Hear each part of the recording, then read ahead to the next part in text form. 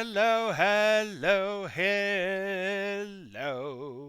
Welcome to session 11 of Icewind Dale, Rime of the Frostmaiden, whereupon we will continue a beautiful mine and probably start up with the white moose after we're done with this here. So look forward to that. I will now essentially go back to where the players are and let the devs do the recap and at least everyone is back now, so I don't have to control our dice anymore, so that's good. Anyway, let's unmute to the player side. Saving throw. No, Hello, constitution everyone. saving throw. That's really weird. Hello. Maybe it's the new 2024 rule? For what? Counter spell. It's no longer like you have to roll higher than the spell thing. It's just the creature makes a Constitution saving throw. That's Okay. weird. Very strange. Very strange ruling. Welcome back. It's really wonky. I don't like that. Don't like it. I don't like. Well, everyone's here. The last time you guys sort of like battle against this creature. What essentially happened when they sort of flew around? It flew around and it flew sort of here.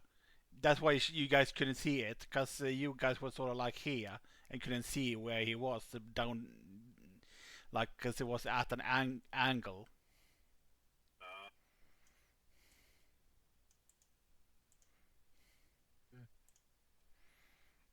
Yeah, that was a fun encounter. Very nearly problematic and traumatic at that. It was indeed quite a wild one. It was wild. Yeah. Where have I put my notebook? You had it just a while ago. I had it like literally 2 minutes ago because I was bringing Lavine up to speed on things. Where the feckin' hell have I... How have I put that down and just forget where it is? Is it in your hand? No. Ironically, the first place I looked as well because I am that stupid. Where the... Literally everything else is around me on my desk. My snacks, my drinks. Where's my notebook? Maybe you put it in a drawer at your desk or something? No, because I don't have drawers. Not here anyway. Give me a sec. I think I know where I've left it. One sec. Understood. Was a weird bonkers session though, because yeah, the whole mine has been a bit wild.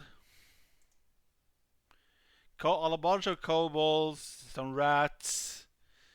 You sort of like prevented the sabotage of the bridge you were going over to get down to where you currently are.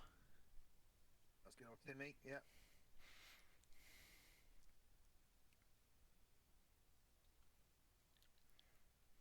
Did good. I mean, otherwise, you could have like seen it if your character were like maybe thought about like looking down and have actively like try to look down when you guys moved over, I guess. But you could have like had another opportunity to look at the sabotages sort of thing. Or we could have all fallen to our deaths. Well, in the module, if the sabotage were going to like be completed, the intention was is if anything heavier than two kobold were to go over that, it would sort of crumble down into the underdog, and which was thousands of feet down. So the only one that could manage it was, of course, you, because Sheldon is the size of one kobold. Okay. And I just have to let go of my axe. I found it. It's cool that I might have survived though.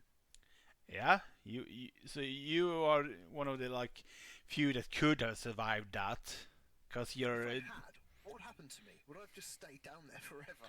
I mean, you would just stayed at one side of probably depending of where you were when they started crumbling down. So either you were, if you were quick enough, maybe jump. Otherwise, you all were suddenly have. Well, you guys are all dead because you fell thousands of feet down the underdark. I That just sat would down have there been a TPK is what that would have been. Yeah, eating blueberries for the rest of my days until I die of boredom. Just I found it. broken legs. Okay, cool. This is gonna sound stupid, but it was under my phone. Oh my god. Yeah, right next to me, just under my phone, and my pens and Sure. just probably cover the rest because Bless your heart. yeah, it's just one of them days. Okay, so I'm gonna go over the last 2 weeks worth, even though Levine's already heard it, but it'll give us all a recap because I've slept very few times, but enough to rot the rest of my brain. Oh, which means you guys will all have a chance to roll. Whoever gets the highest number will get today's bardic inspiration. Yeah, I mean, I've still got mine. yeah, D6 is fine for that. The D6 for everyone? Okay, well, we'll do that after we'll do the recap. So, this will also work good for people who watch as well, just in case they need a fresh recap. My notes are atrocious. I don't know what I was thinking last week. So, at the... You're British. Do you ever think before you act? No, not really. Wow. just throw in being down to the bus Damn. there. Damn. So, at the beginning of not last session, but the session before, so that will be session 9. Yes, sir. Sarah handed in the back casks of ale from the Goodmead quest. Our rewards were in the session prior to that because we found them in the cave. The old lady approaches me and, approaches Salroff and asks him to be the next town speaker of Goodmead after the whole campaign has been finished, this, that, and t'other. Salroff accepted, so there was a new home in Goodmead ready if we ever needed it, but we pretty much didn't. We went to the inn and bought casks of ale, as is customary, and this is where we bumped into Rogue's character, Zamira, and that's where she did her intro. Rogue, could you quickly do another brief intro just for Levine? Yeah. I am Zamira. I'm a tiefling rogue. I joined up with this little band of misfits, as far as I know, just because I'm running from something, and I just need a place to kind of blend in and get away. And Icewind Dale is the perfect place for that. In lore as well. Away from all of my problems. In lore, Oh, band of misfits. I mean, think, oh, by the way, I mean, place. in lore, a lot of people go to Icewind Dale to hide when they're criminals or have something to hide. So Gotcha. Thanks for that, by the way, Rogue.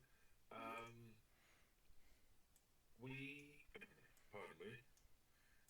After that, we were then shuffled on to... No, we weren't. Passerbys to talk about the execution that happened about the wizard in East Haven, which we'd already seen. We saw what happened. From then chattering and gossiping around, we learned about a place called the Lost Spire of Nethril, yes, sir. which was then Dan marked on our overhead map thing. We headed to Dugan's Hall. The townsfolk were telling us about the winter wolves, the size of horses, demanding food and a king's ransom in gold. At least 2 of them had been spotted. This is when Sheldon's character had Cat's character Sheldon had the idea of setting and baiting a trap using one of his 7 sheep as bait. And just before we could even get that sorted or situated, a winter wolf named Cornaran even came to us injured. We learned later that this was all fake, but either way, I went to heal him. He then told us him and his sister were being abused and beaten by a giant, and he was asking us for help.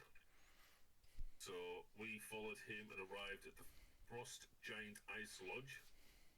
There was a substantial hole outside that led inside.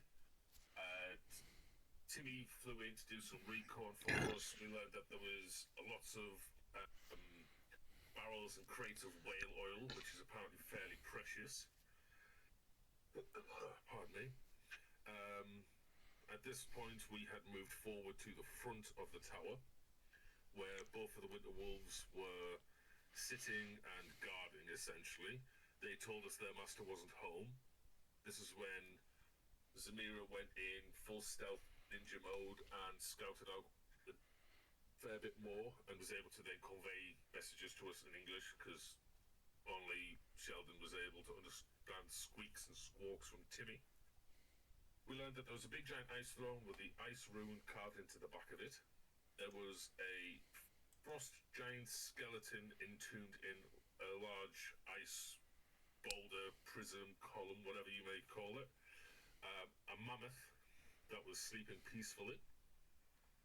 When she returned to us, we had just caught the wolves in their own lies, which initiated combat because they felt that was the only way that was going to work out. Of course, Salworth got critted, because why wouldn't he? I was knocked prone. Well, sorry, Salworth was knocked prone. Arnie then used his chromatic magic. Dez's turn was next. He got up and managed to get a crit on the wolf back with a bit of revenge, dealing a fair bit of damage. Daron used his spiritual weapon, which was a magical spear. Sheldon then killed both the wolves in cleave, because, that's just what Sheldon does. Zamira and our group then headed into the left passage. That's where we found a cage containing some of the captured villagers from the town. Zamira picklocked them, and we were giving a pair of striding and springing boots, which we then passed to Ardy because it was a running joke. He was failing climbing checks from the frozen waterfall, so he got them. We left that tunnel and went into the right one, and we found a pairing style sword, longsword. That was added to the party bag after some brief confusion, thinking it was a parrying sword or a pairing sword, etc. But we got that cleared up. We were left that room, crossed the corridor into another room. There was a bunch of kobolds that decided that we're going to start worshipping me because I was a dragon king and all that crap. What's up? Sorry, Romy was on my desk and I had a wrapper and she just delicately picks it up in her mouth and walks away with it. That's so awesome. No, I thought I said something wrong then. It's all good, it's all good. My cat's just... Okay, anyways, sorry, continue. The kobolds decided to start worshipping me, but they wouldn't help us in any fights. They were asked to leave, but they gave me 50 gold beforehand. This is just after they were on the way out. The mammoth charged at Sheldon, knocking him prone, and did a total of 18 damage, I think that says. Rogue, aka Zamira, swapped her initiation with Robin's character Daron. Things were going well, the bag of tricks activated, and the Pink Panther once again showed up. Let's see. Zamira went into gun-ho mode with a crossbow, dealing 27 damage, like an absolute beast. Sheldon had been inspired a total of 14 times in this entire campaign so far, and then of course, after I wrote that, it was Sheldon had killed the mammoth, and I think after that point we were on about making rations out of him, but it was just going to be stupid amounts of work, so we just didn't. We'd had rations for years at that point. So we ended the session there, still in the tower, I believe. Ooh, crap! I've missed a step. Freaking notepads and big hands do not work well.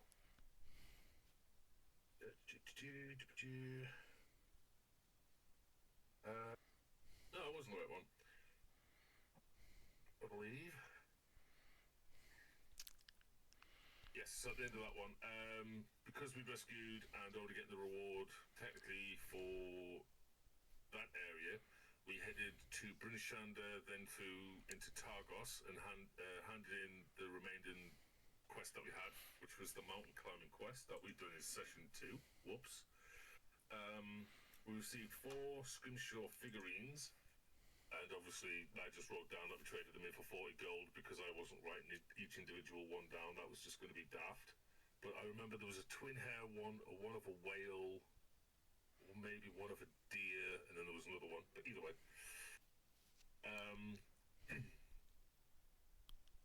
we then headed from there to Tourmaline. There was a small boy shouting the news and the daily dwellings of what was going on in the area. He was the one who told us that the mine had been closed due to monsters.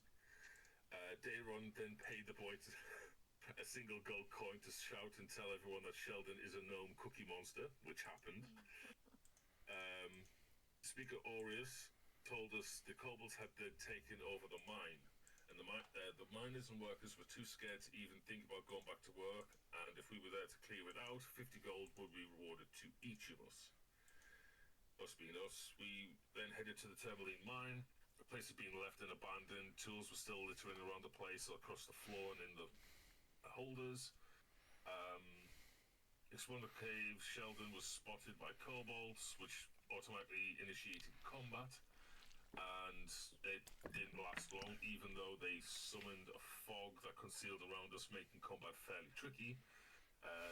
4 kobolds were killed, and we started mining and being idiots. Then we soon learned that we needed to get an 81 plus on a D100 to get anything away from the walls. Sheldon managed to get 11 gold's worth of Tourmaline. Salroth got a pebble-sized one that he passed to Zamira. We then kept heading through, and Sheldon distracted 2 kobolds that were hanging under the rafters that were trying to ambush us. They lost their grip and fell thousands of feet, which is pretty much what they were going to try and do to us anyway, because they're a-holes. Like Gandalf and the Balrog.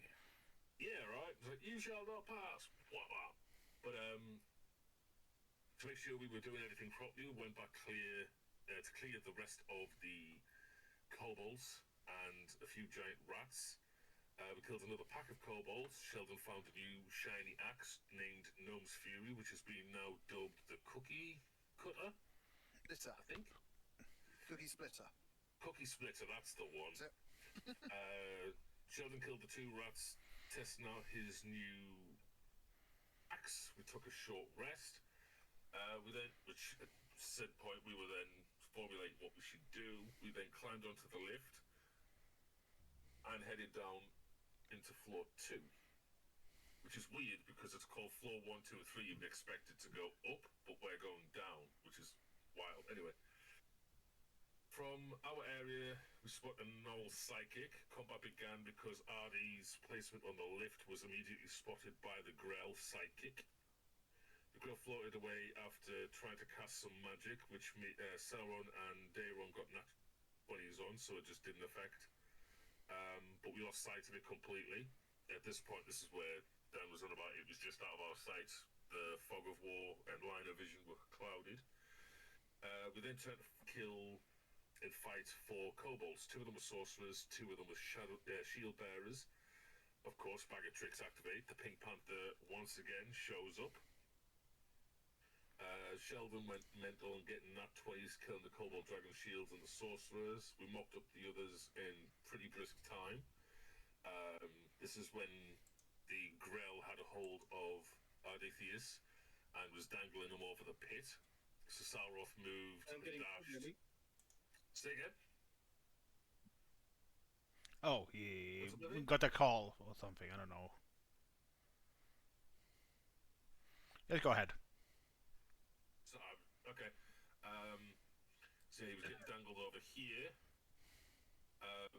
Saraf moved, dashed, and used all of his movement to get to here, and then he invoked the Infernal Challenge, which made the Grell psychic drop Ardy over here, thankfully.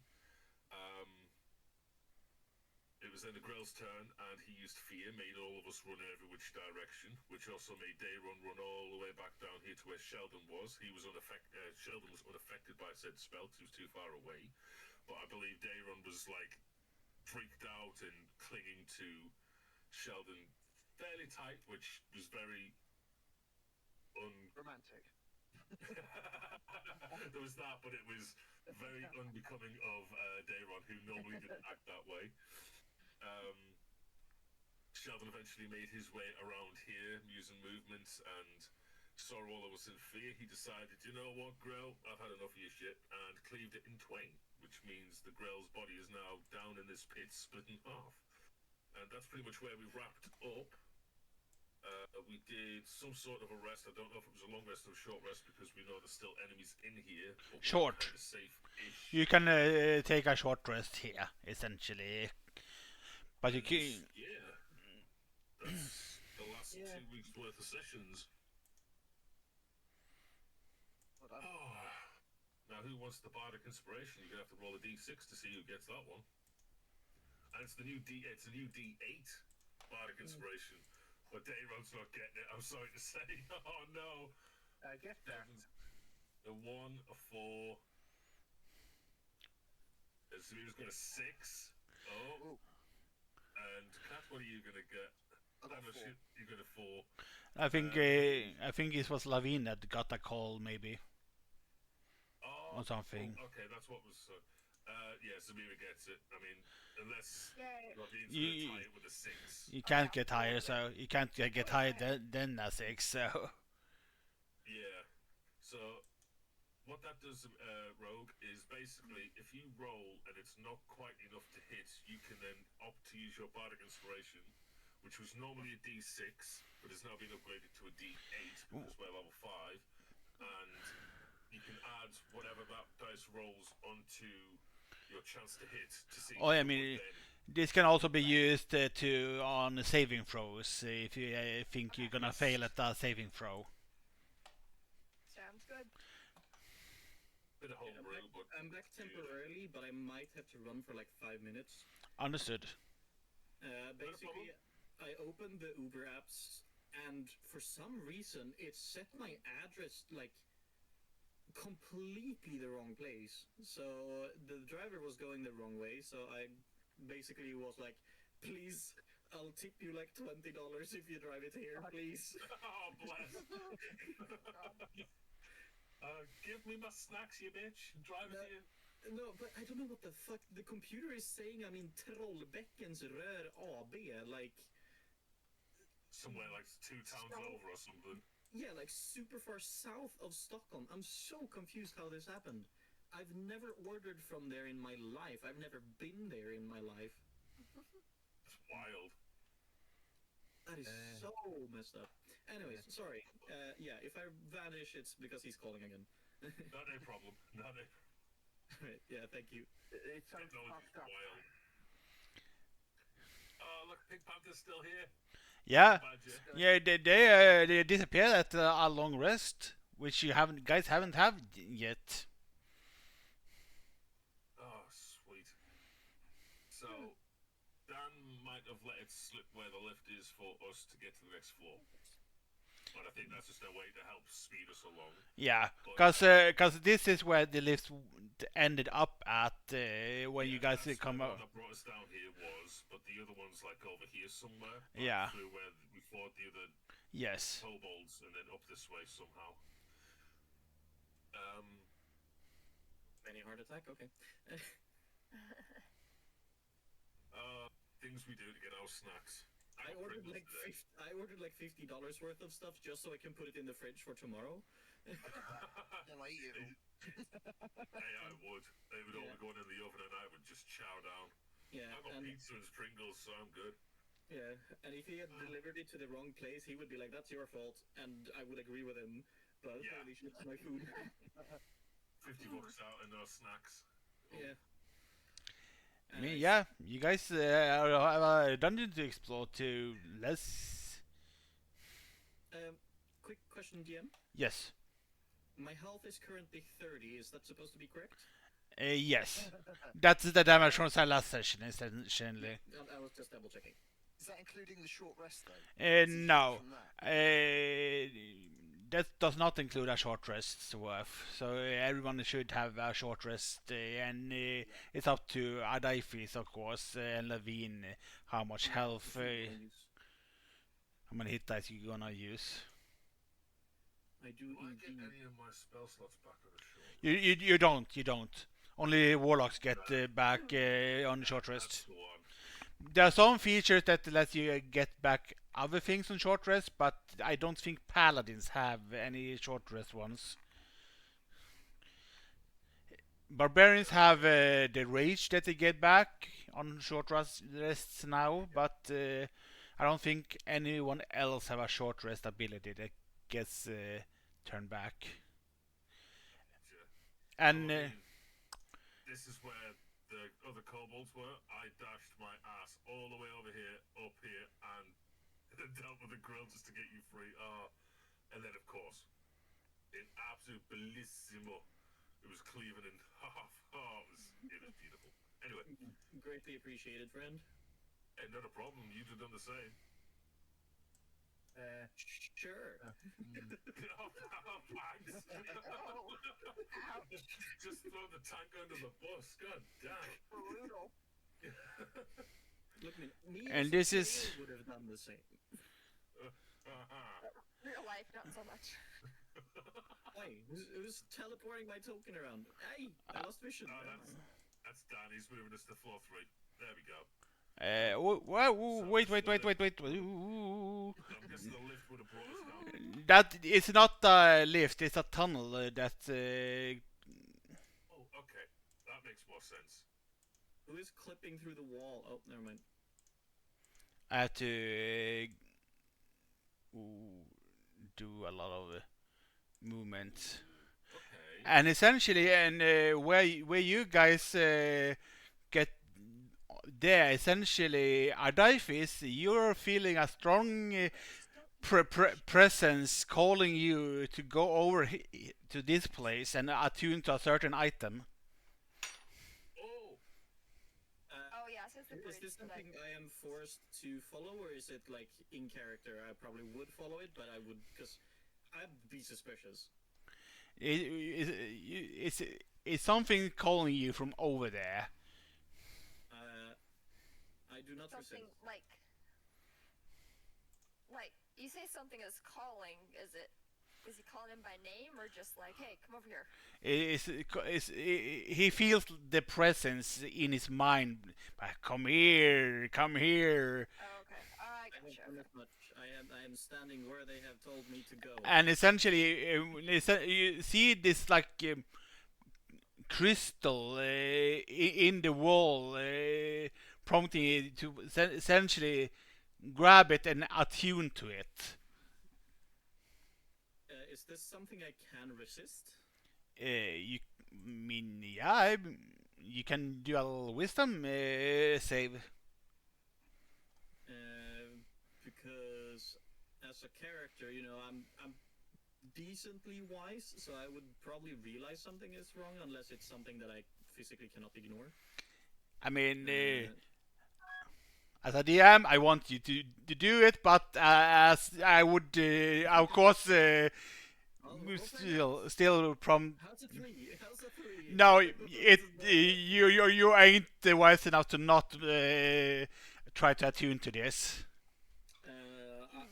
I'm not even wise enough to warn my friends that something's going on. I'm just I gonna mean- touch the crystal and attune to it. You are essentially, this is a psi crystal you are tuning to.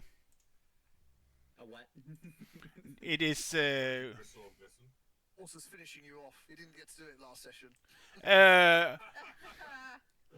it's called this.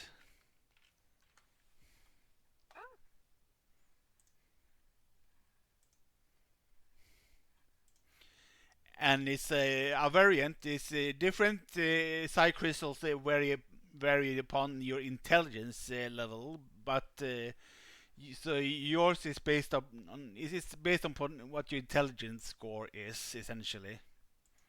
Okay.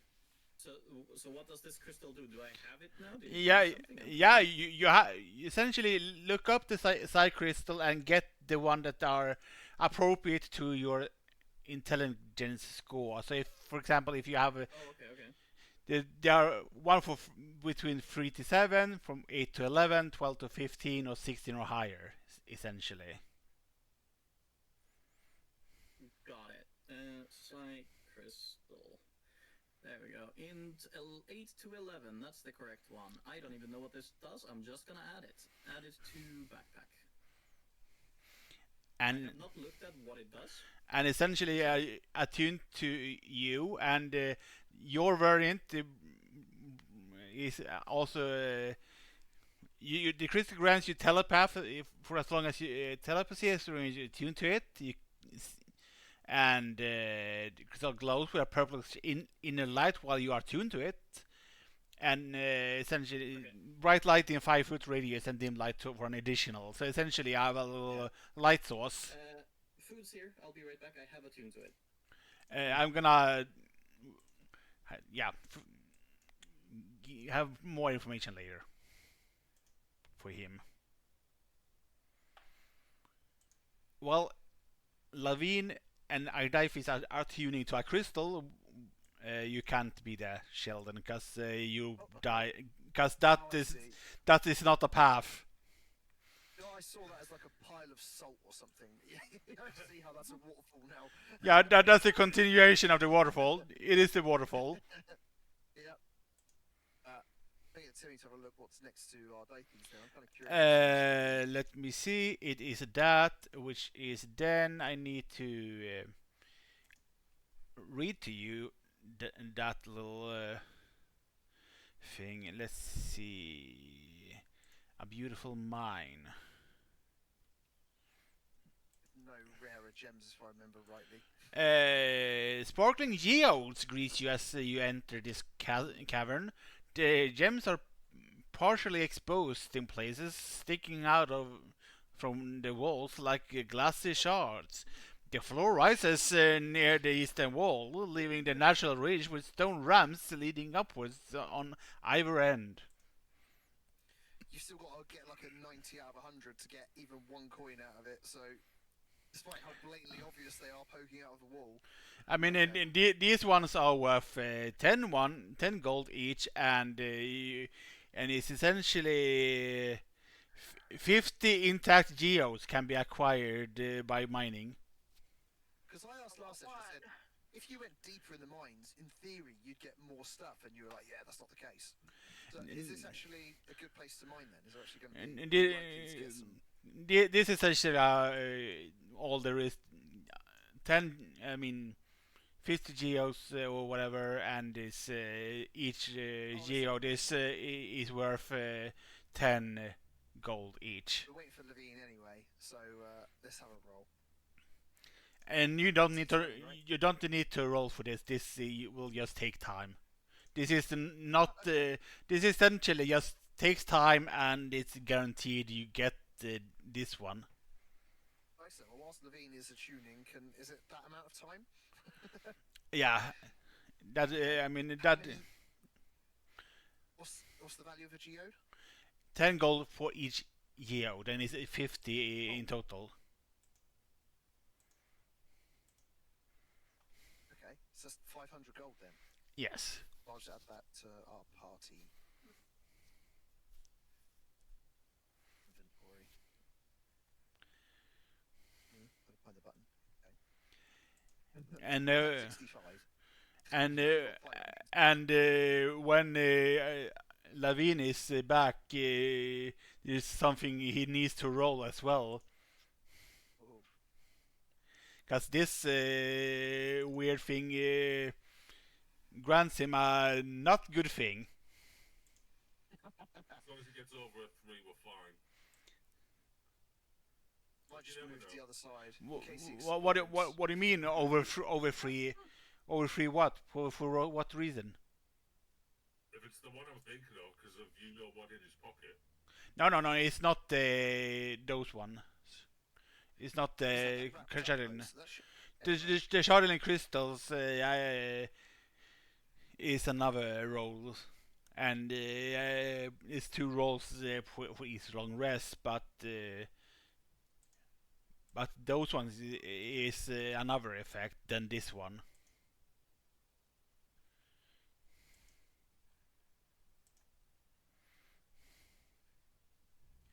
We carry on. You guys want to wait a little bit longer? Okay. So, There she, I'm back. oh, she's back. There he is. Then there we go. Then there's some more effects that I have sadly has to impose upon you, since this is now an attuned item for you. Wait, who has to do what? You have to roll me something, because you are now, thanks to this crystal, affected by indefinite madness. Ooh. Oh, Ooh. No way! You know, Oh my God. as soon as he picked up that crystal, in my back of my head, all that went off was, it's a trap. So essentially, I need you to roll a D100 to see what the indefinite madness is affecting Ardaifis. oh Lord. So it's not like the effect madness. Yes. The one that just makes you attack everything around you. No, no, no. instantly. No. It's just an thing. It's a personality trait that gets that gets added to Ardaifis. Where's the D100? The two dice next to each other in are the D100. 46. Let's see then. Okay, the one is gonna copy it and send it to Lavine. The effect that are affecting him. He is here. And that is the effect until someone can cast a greater restoration or higher level magic upon you. Oh, okay. Yep, absolutely. High level magic spell or any spell. Now, greater restoration or higher level tier or that can. Right. So essentially, you at level 9, you get your cleric get access to greater restoration, or there's a place you have been to that also grant greater restoration once per character. In the cave that that you were in, you know, the Verbe's lair in Goodmead. There's, if you drink from that water, essentially you can gain the benefit of a greater restoration once per character. Would I like to know what this madness is? Only Ardaifis knows, and it's up to Lavine if how he role plays that. And also, of course, it's up to Lavine himself to tell you guys this. Oh, no. Their characters wouldn't know, so I'm not telling them. Gotcha. I like my roleplay. I see some things.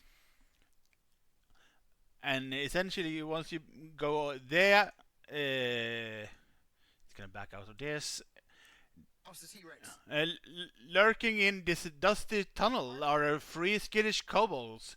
One of them carries a free bear satchel and wears a fake pair of dragon wings made of thin wood and tattered white cloth.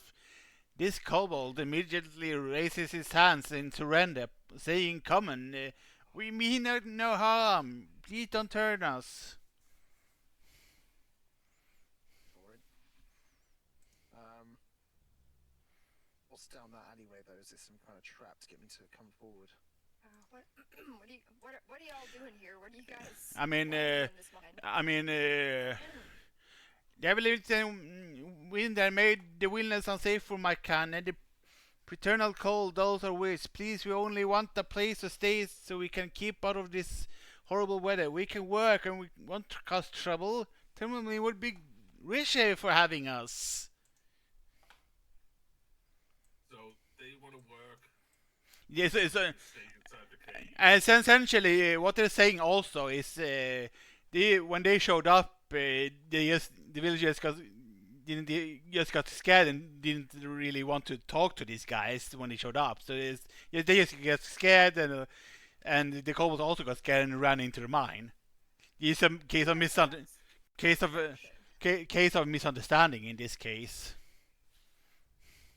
I'm gonna +4 to perception. Plus minus zero. Three. Because whoever has the best perception, maybe. No, mine's +0. I've got deception, investigation, stealth, survival, sleight of hand. Okay. But whoever has the best perception should maybe Sounds like try to this see then. if they're lying.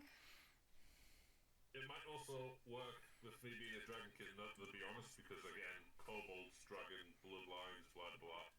Yeah, Plus- I don't trust anybody. +4 is the best bonus you got, by the way. +4 in perception, I think. Yes, so +4 is the best you got. Okay, so can I roll to see if they're being honest? Yeah, absolutely.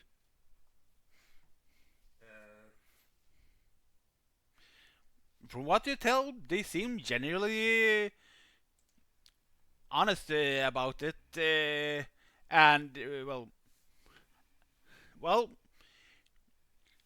actually, he's sort of lying, but not intentionally lying per se. Because from what they tell you, well, he seems sort of weird, and as they sort of like reveal that,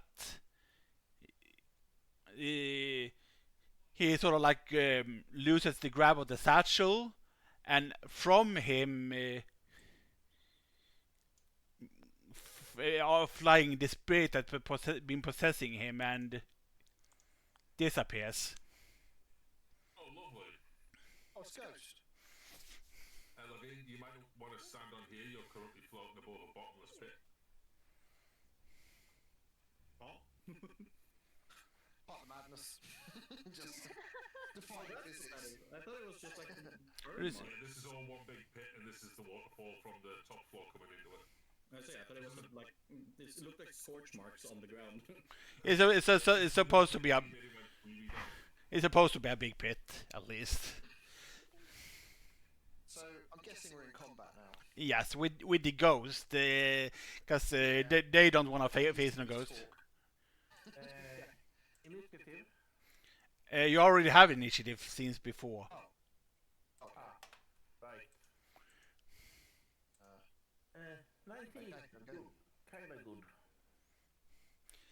Yeah. Levine's isn't on there though. He needs to do. Levine needs to do his. And I dive is at a 6. Oh, yeah. Wait. There we go.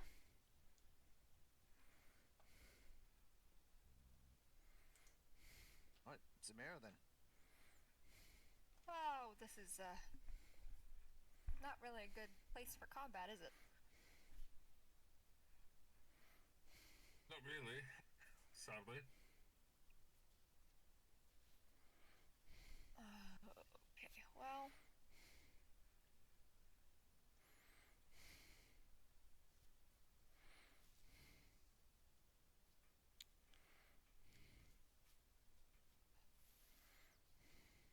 Can I move? That's not even me. Can I move just right here? Through everyone? Should be able to, because I believe we were allowed to Yes, Yeah, we can to move. each other. Yeah. Alright, so I'm gonna go there. understood. And I'm going to target. What does that say? Vought, the one with the V. And they are not hostile. They're not hostile. No, it's To not, you. It's just this one. Oh, just that one. Oh, yeah, okay. Oh, yeah. Oh, They seem to be very afraid of you when you come close to them. Like, we surrender. Don't hurt us! You see a lot of the caves around here, even if it's not on the map itself. There's a lot of kobold children and non-combatants around these parts.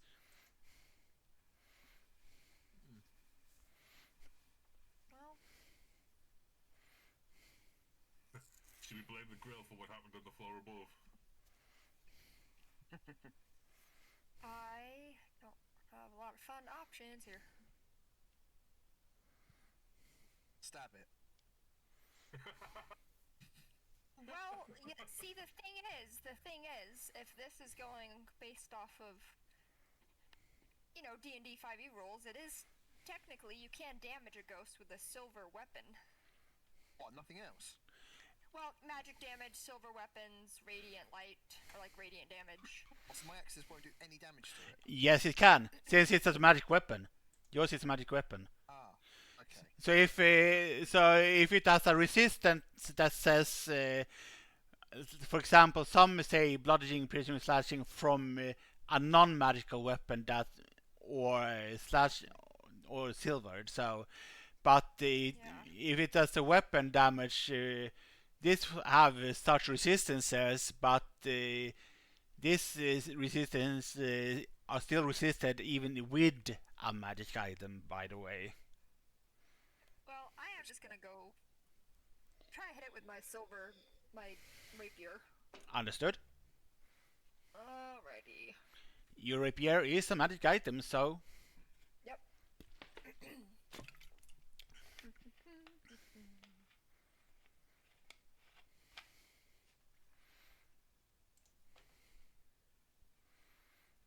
13 does hit. This is light Perfect. work. I will also be using my sneak attack. Roll for the regular damage first, though. Yep. 13, which gets halved because of resistances. Right. And then here is my sneak attack. Which also gets halved because of resistances.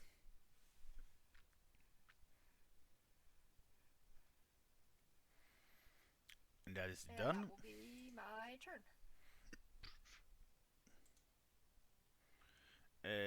Which is Darren's turns next.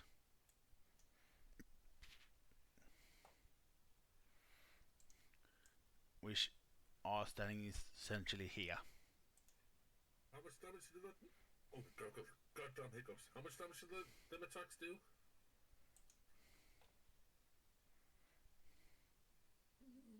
Would have done. Was that 13? Yes, alright. 12? Might have been 12. It's my turn. Yes, it is.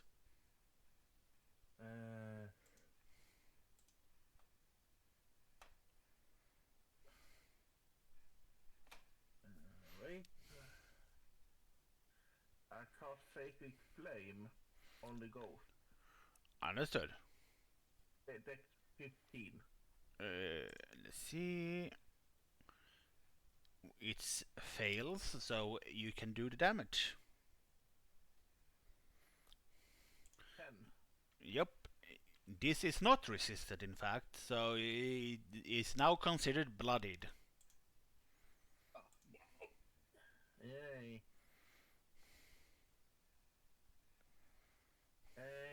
I don't do anything else. It's the cookie monster. I feel like raging seems a bit overkill. I'm gonna attack with. Let's get Timmy in there first, as it's bloodied.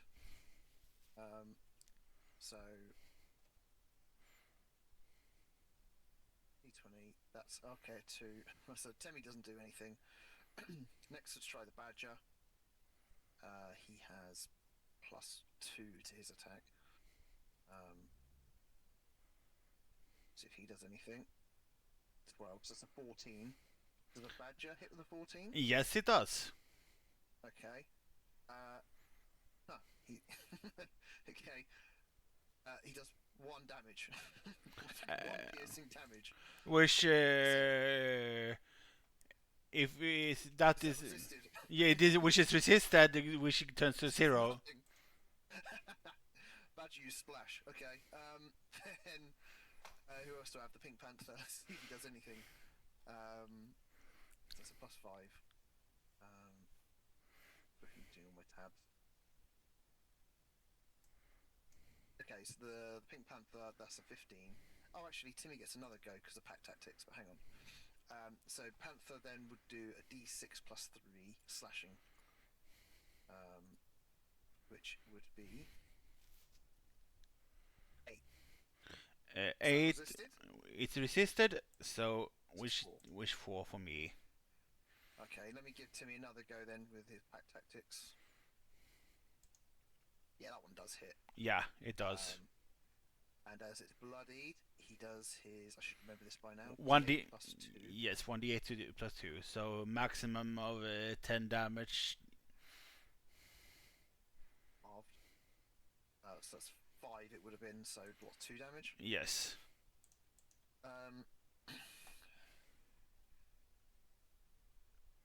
How's this ghost looking now? I mean, it's still on the half health, but it's not critical. Oh, do you know what I'll do? Just in case he transforms into something else, I'll be prepared. I'll rage. Activate that, and then I will reckless attack as I always do.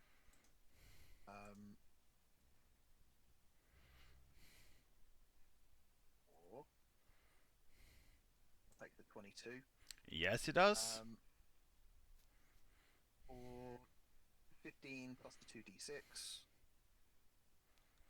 15 turns to 7, turn 3 to plus 4. 3 from my heavy weapons is 26, so that would be There we 13 go. damage if that's resisted. There we go. Is it dead? Critical health is not dead. Okay, well I get a second attack, You do. so I'll roll again. Another 22, so that does hit. 4. Oh, okay, not as impressive. 11 plus my 2d6. So that's 17 plus the 3, 20, so 10 damage. Yeah, it's dead. Okay. Well, I didn't get to use the creature, but it's good. Because if it hits, it does a lot of damage. Oh, that's a shame. I kind of thought it'd be tougher. It is if it gets to act. In typical fashion, That's the Sheldon way it just goes. Sheldon's just cutting everything down. I had bad thoughts of it trying to shoot us that way with gusts and knocking us into the hole. Oh my god, can you imagine? Yeah. Maybe a second one. Yeah. We don't want any ghosts. Ghosts are fun though. Yeah. So you were saying that all these kobolds, there's like an entire village of kobolds just trying to seek shelter in this And in the mine. yes, and essentially what they've been telling you, they've been were driven out from Kelvin's cairn by the Yeti you guys killed afterwards. So they don't know that the essentially place is safe from Yeti, because they fled before you guys arrived and they fled here. Oh, but can we inform them that the Yeti mother, and the Yeti baby were all purged thanks to my big axe? I mean, yeah, but it seems like they still want to like be useful for the town itself, though. Oh, okay. Oh. Now, now because the ghost they were the one that actually were lying in this case, and not Trexis that were possessed by the ghost. It seems like they were more normal and skittish now, and like it seems like they actually do want to work for and be useful to the folks here in these trying times of the rhyme.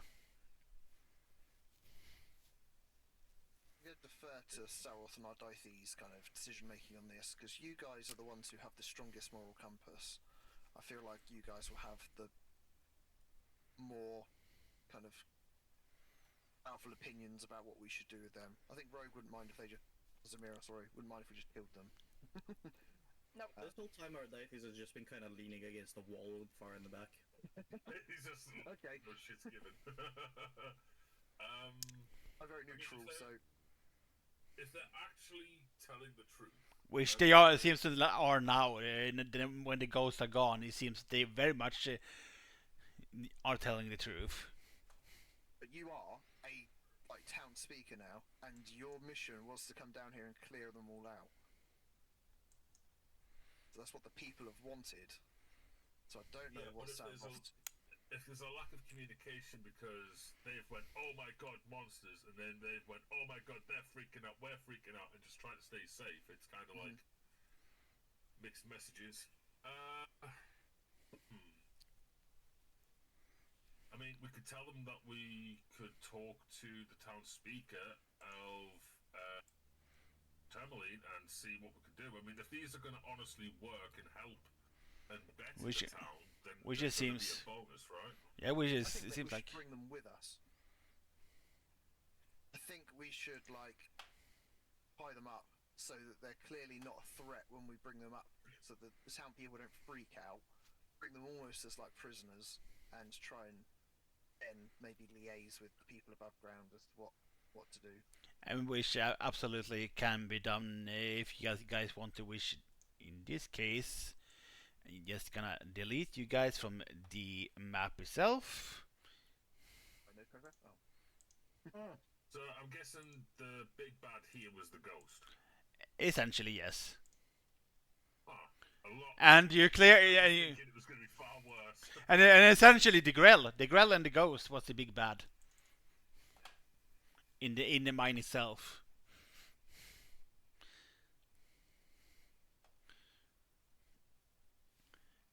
And that's Targos Tourmaline. There we go.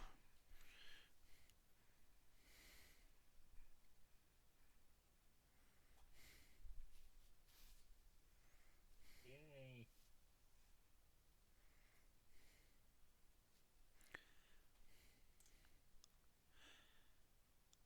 I mean, Oros Malfoy, which is this guy, he seems like hesitant at first, but he sort of like agrees to it, and it seems you guys are like come from a freaking whole cobbled village with non-combatants and regale you the story, and like can verify that the freaking mine is empty.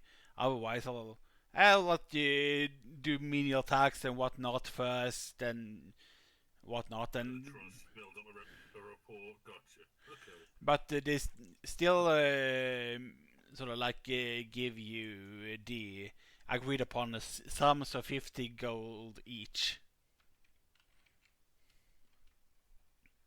50 Nice. 50 gold each. Yes, sir. Yeah, Hell yeah. we are balling. And 50 gold each. yes, Yeah. and there we go. Now I have over 1,500 gold. So, Double what I have. And I mean, you can spend it for like spell components for later spells, such as diamonds or diamond dust for certain like things like greater restorations and revivify spells and stuff like that. How? Wait. I think Revivify has 300 gold worth per casting, and I think Greater Restoration is 100 gold is worth of diamonds per casting of a Greater Restoration, if I remember. But I don't know if there's other spells than those currently. But I think there are some that resurrects that cost diamonds and then diamond dust, I guess. Yes, that's. what is the thing that? Oh, Levin's not on the map. What is it we need outside of being in character to use on Levin, on Ardy to get this madness. Obviously, our characters don't know this. He does. Great, great restoration. So, which case that Robin's character can cast it at level 5, well, not level 5, but level 9, which is a level 5 magic, which one casting costs 100 gold worth of gold dust, I think. Or you can guys, or you guys can go into sort of like a miniature back and forth to that cave where Berg's lair was to sort of like drink from the pool to drink to get in our life is indefinite madness cured, but you guys haven't really noticed that he's mad yet. More than usual. Where was this cave? Is more closer to good meal in the forest, sort of like closer to good meal, I guess. So you have to sort of like go back to that side of the thing. But you guys are more like on the way to Lonelywood currently. But you, in character, you guys don't know that he's mad. By the way. Yeah, we haven't seen the signs yet. Okay. I buy a diamond or revivify. So it's essentially 300 gold worth of gold dust, I think it is, for revivify. Understood? I checked on my. I have it active revivify. Yes. A diamond worth 300 plus gold. I thought it was gold dust for some reason. Another diamond. Is it diamond dust in the other? It can be. So it might be. It might be because. Then I take away yeah, a diamond worth 300 gold, which the spells consume. Might have. Which is for one casting of it, by the way. Yeah, I saw that. I only buy one at the moment. Yeah. Does it exist in inventory? Manage inventory? It does not. So you have to sort of like write in other possession that you have a 300 golds worth diamond.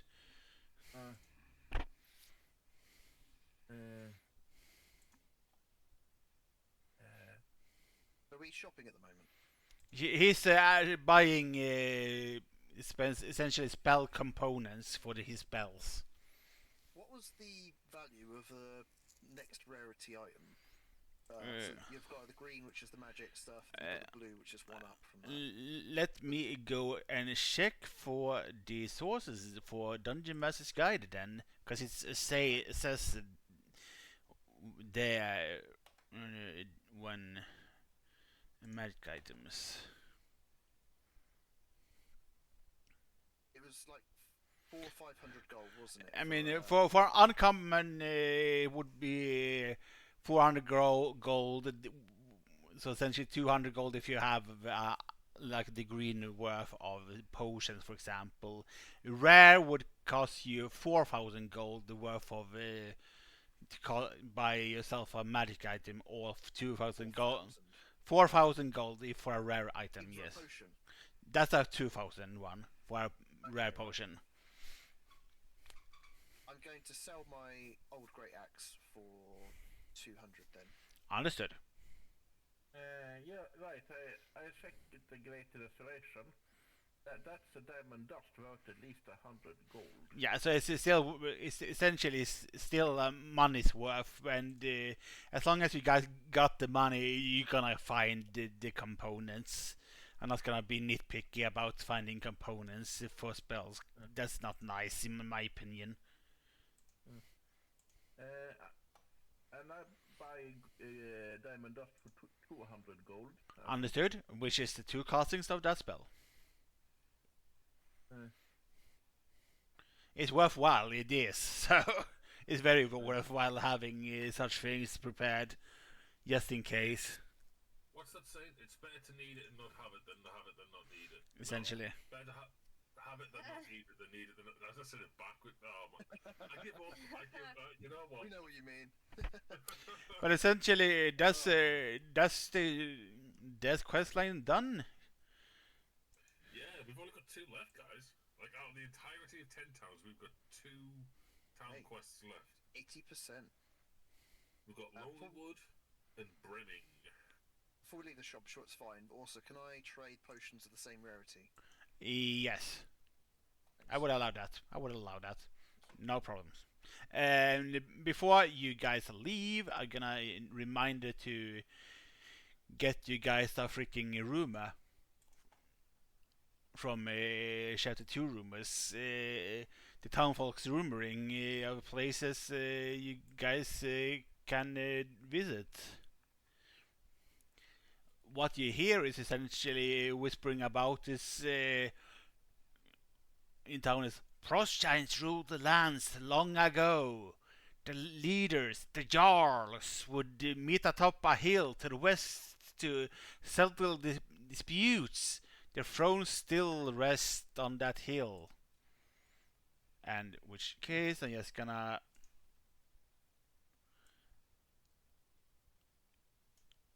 which is southwest from you guys technically, but it's down there. I'll be right back. Understood? Okay. So where's this place at? Down here. Oh, over that way. Yarmouth. And what's there? Sorry, what was? Essentially, what is being told is frost giants ruled the lands long ago. Their leaders, the jarls, would meet atop said hill to the west and settle disputes. Their thrones still rest on that hill. It's an eventual location, essentially, to go to if you guys are prone to. That's where the Frost Giant Jarls used to go, right? Yes, essentially, it's a hill with a bunch of thrones on it, and it might. It's a good adventure location. Sounds like fun. Essentially, trying I will to also be right back. understood. Okay. And essentially, Well, everyone's I'm. being right back. Should we take a little break? Yeah, I Just mean, stretch your legs through? we can. I mean, it wouldn't go amiss. We've been here an hour and 20, so. Makes sense if everyone's having a pause for a sec. I mean, awesome. yeah, absolutely. A 10-minute break is fine by me. I mean, back by half. Yeah, sounds good. That's good. Understood See you in a then. Bye in a bit. In a bit. See, I can mute here. See you in a bit, guys.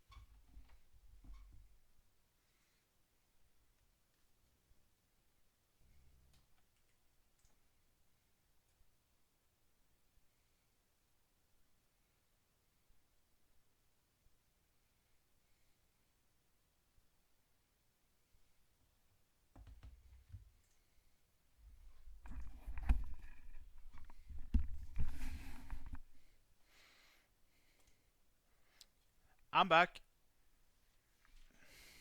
I'm back. I'm Levine. Hooray! Hooray! Let's go.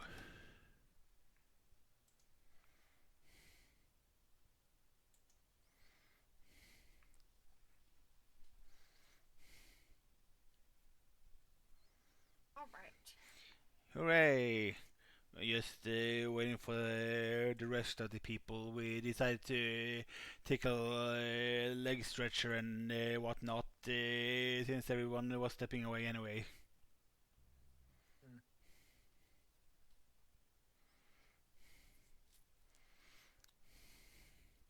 I think it's only like Cat and Des that's left to come back.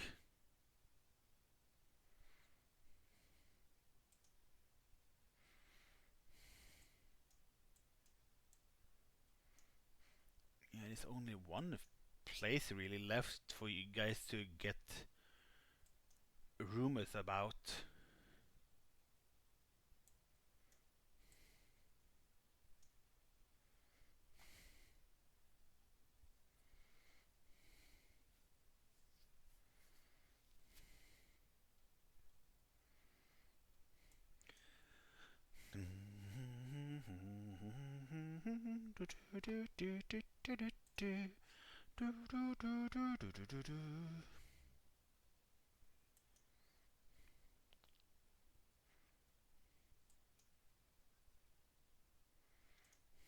Oh my god, I'm gonna crash out. Oh no! Don't crash out, Rogue! I'm so pissed. Why are you pissed? So, there's a movie I really like called K-pop Demon Hunters. Yep, Yay. I know about it. And yes, love that movie. The Shoe brand Vans recently released their collaboration, so there's all sorts of K-pop Demon Hunters like shoes. Uh-huh. The shoe that the one that I really want, Sold out. only comes in children's sizes.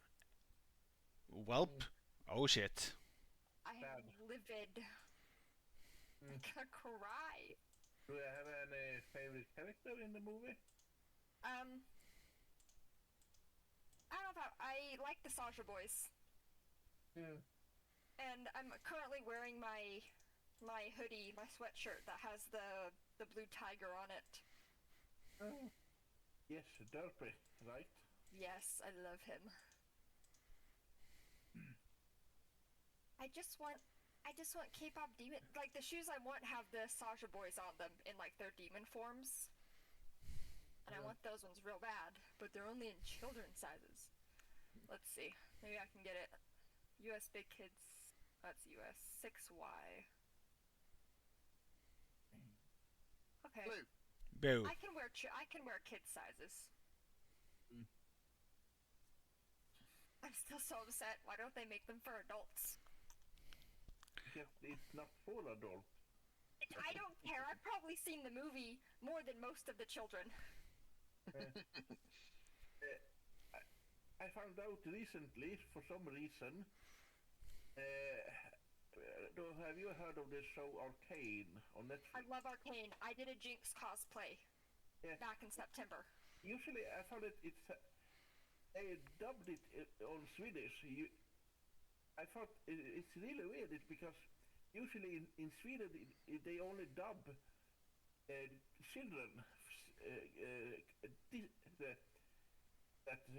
children stuff, children animation, and Arcane is not really for children. Last time I checked, and unless it's one of those older executives that think all animation are for children. And a lot of Disney stuff are for both children and adults. And stuff like that. Animation is a really weird place sometimes.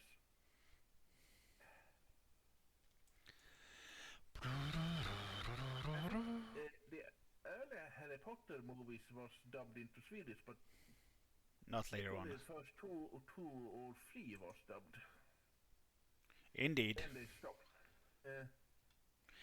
Yes, cool D&D gang soda. I agree. Yeah. So that's chatting away with us from the Twitch side of things. Hello, Soda. Hey. We're only missing Des now to come back. Thank God I can wear my feet are small enough. I can wear a kid size shoe. Hooray! Yeah, well, they have like their sizing chart, and it shows like, oh, women's 7.5 is size 6 in kids shoes, or size this in Europe. So I'm looking at my size chart. All my Vans are 7.5s. So 7.5s in kids is 6, and they sell them in size 6. So it's okay. Crash out avoided. I've been waiting. They announced this release like a month ago, and I've been waiting for them to drop so I can put it on my Christmas list. Let's go. I kind of found it funny that Caitlyn is in Arcane. Did play Shu Shang in Harry Potter movies.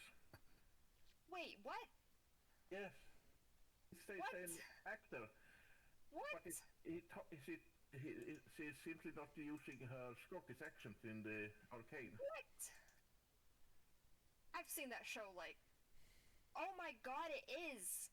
I've seen the Harry Potter movies so many times. I've watched Arcane like 4 different times. What the? What the Yes. shit? She's simply talking in a more upper British. Oh my gosh. I didn't know that. Crazy. Simply found it severe.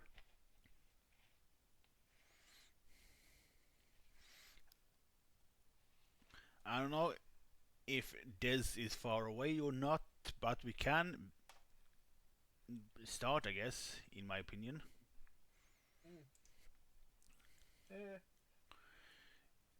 Be 2 seconds. I just need to reach something, and I can't reach it with my headset on. 1 second. Oh no! Oh no!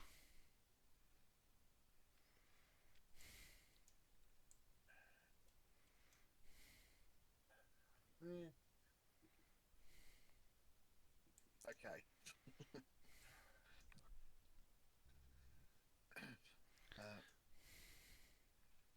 Well, I don't even know where we're going. I'm Lonelywood. assuming we're going to Lonelywood, are we? Yes, Sheldon's favorite place. Yes. Well, we'll soon find out. My secret may be revealed here. Yes, it may be. It might be. That'd be nice. Oh, Des is back. I just heard my secret might be revealed, and I achieved right back.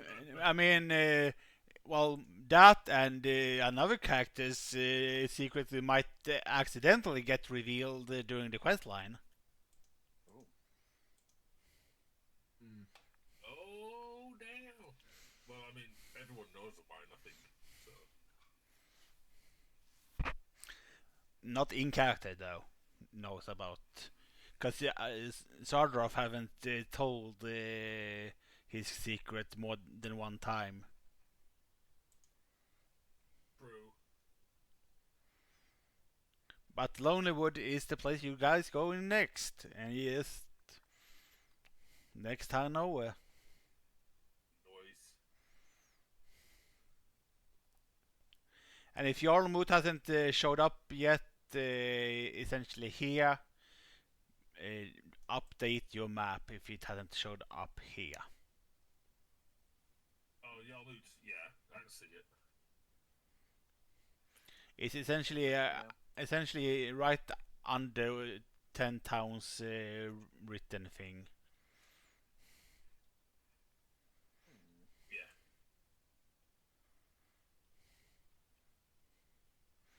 Right here.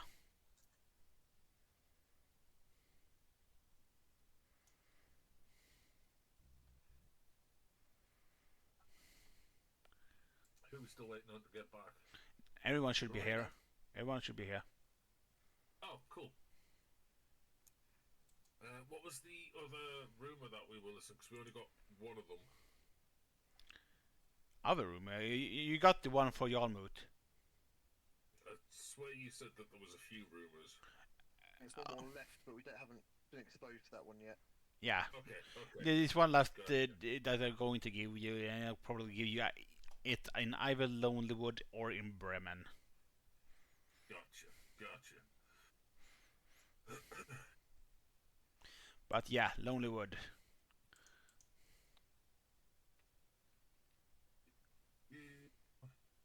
Bring up the map.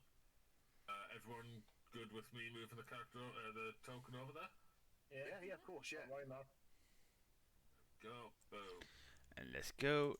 Just gonna switch to scenes and LM. So there is Lonelywood.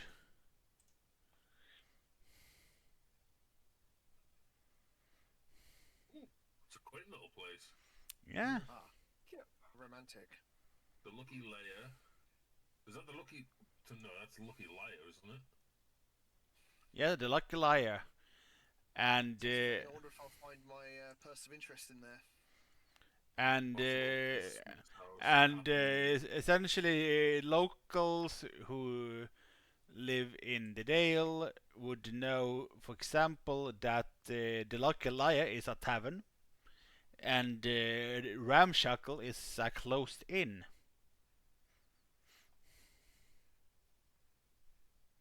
Oh, that's all they've done there. Gotcha. And there's also the Happy Scrimshanda locally in town, and it's about it. Also the Speaker's house. Gotcha. I bet it would look wild being in that town. Like all this, like it looks like a major dock and fishing village. Yeah, Town. it's essentially they both fish, and so essentially it's known for fishing, and is also known for sort of like getting lumber. It's one of the towns that actually can use lumber for fires instead of regular whale oil, like most of the towns. I mean, we could point them to where there's a crap ton of it. Spotted loads in that bloody. Yeah. Where the frost giant and the mammoth were. The Dugan Hall's place, yeah. But it's essentially you see a little halfling child running at you, and he's like, I'm Scoop. Come with me, adventurers. You're being summoned to our marvel, the speaker. I guess it would come in from the middle, yeah? Yeah, essentially here, yeah.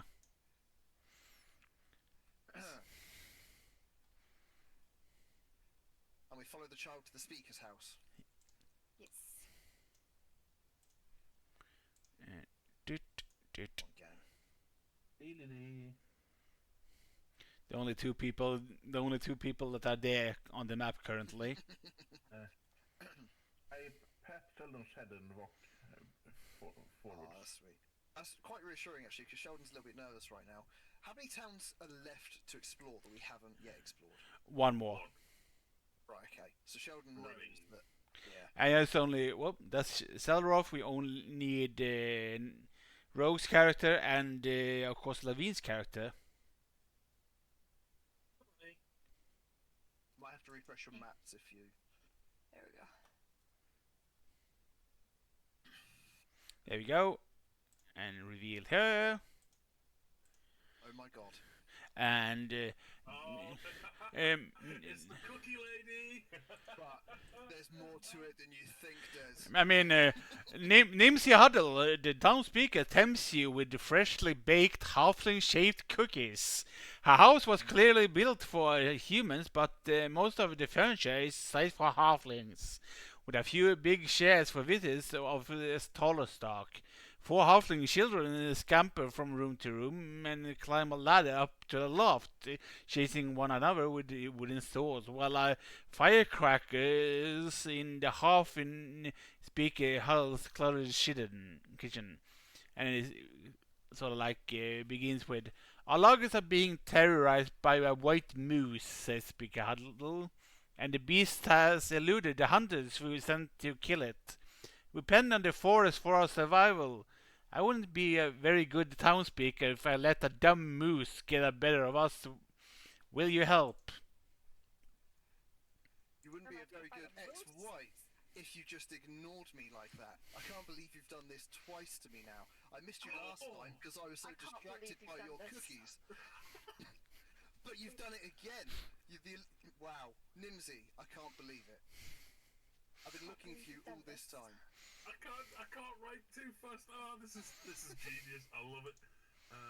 And this is the cat's character secret, by the way. It's essentially pointed to the speaker Nims Huddle pointed that one DM. Yes, I did give also a heads up. My secret was that I have a lover in Tentam, who I haven't seen in years, and I was kind of waiting to find a pretty female character. And as the campaign was going, I was like, oh, do you know what? I missed my chance with one of them, and I was like, I know I'm gonna meet this speaker again, the one who I had the cookies with, and I thought it might be a fun little switcheroo. If I was just so distracted by the cookies last time, I didn't recognise her.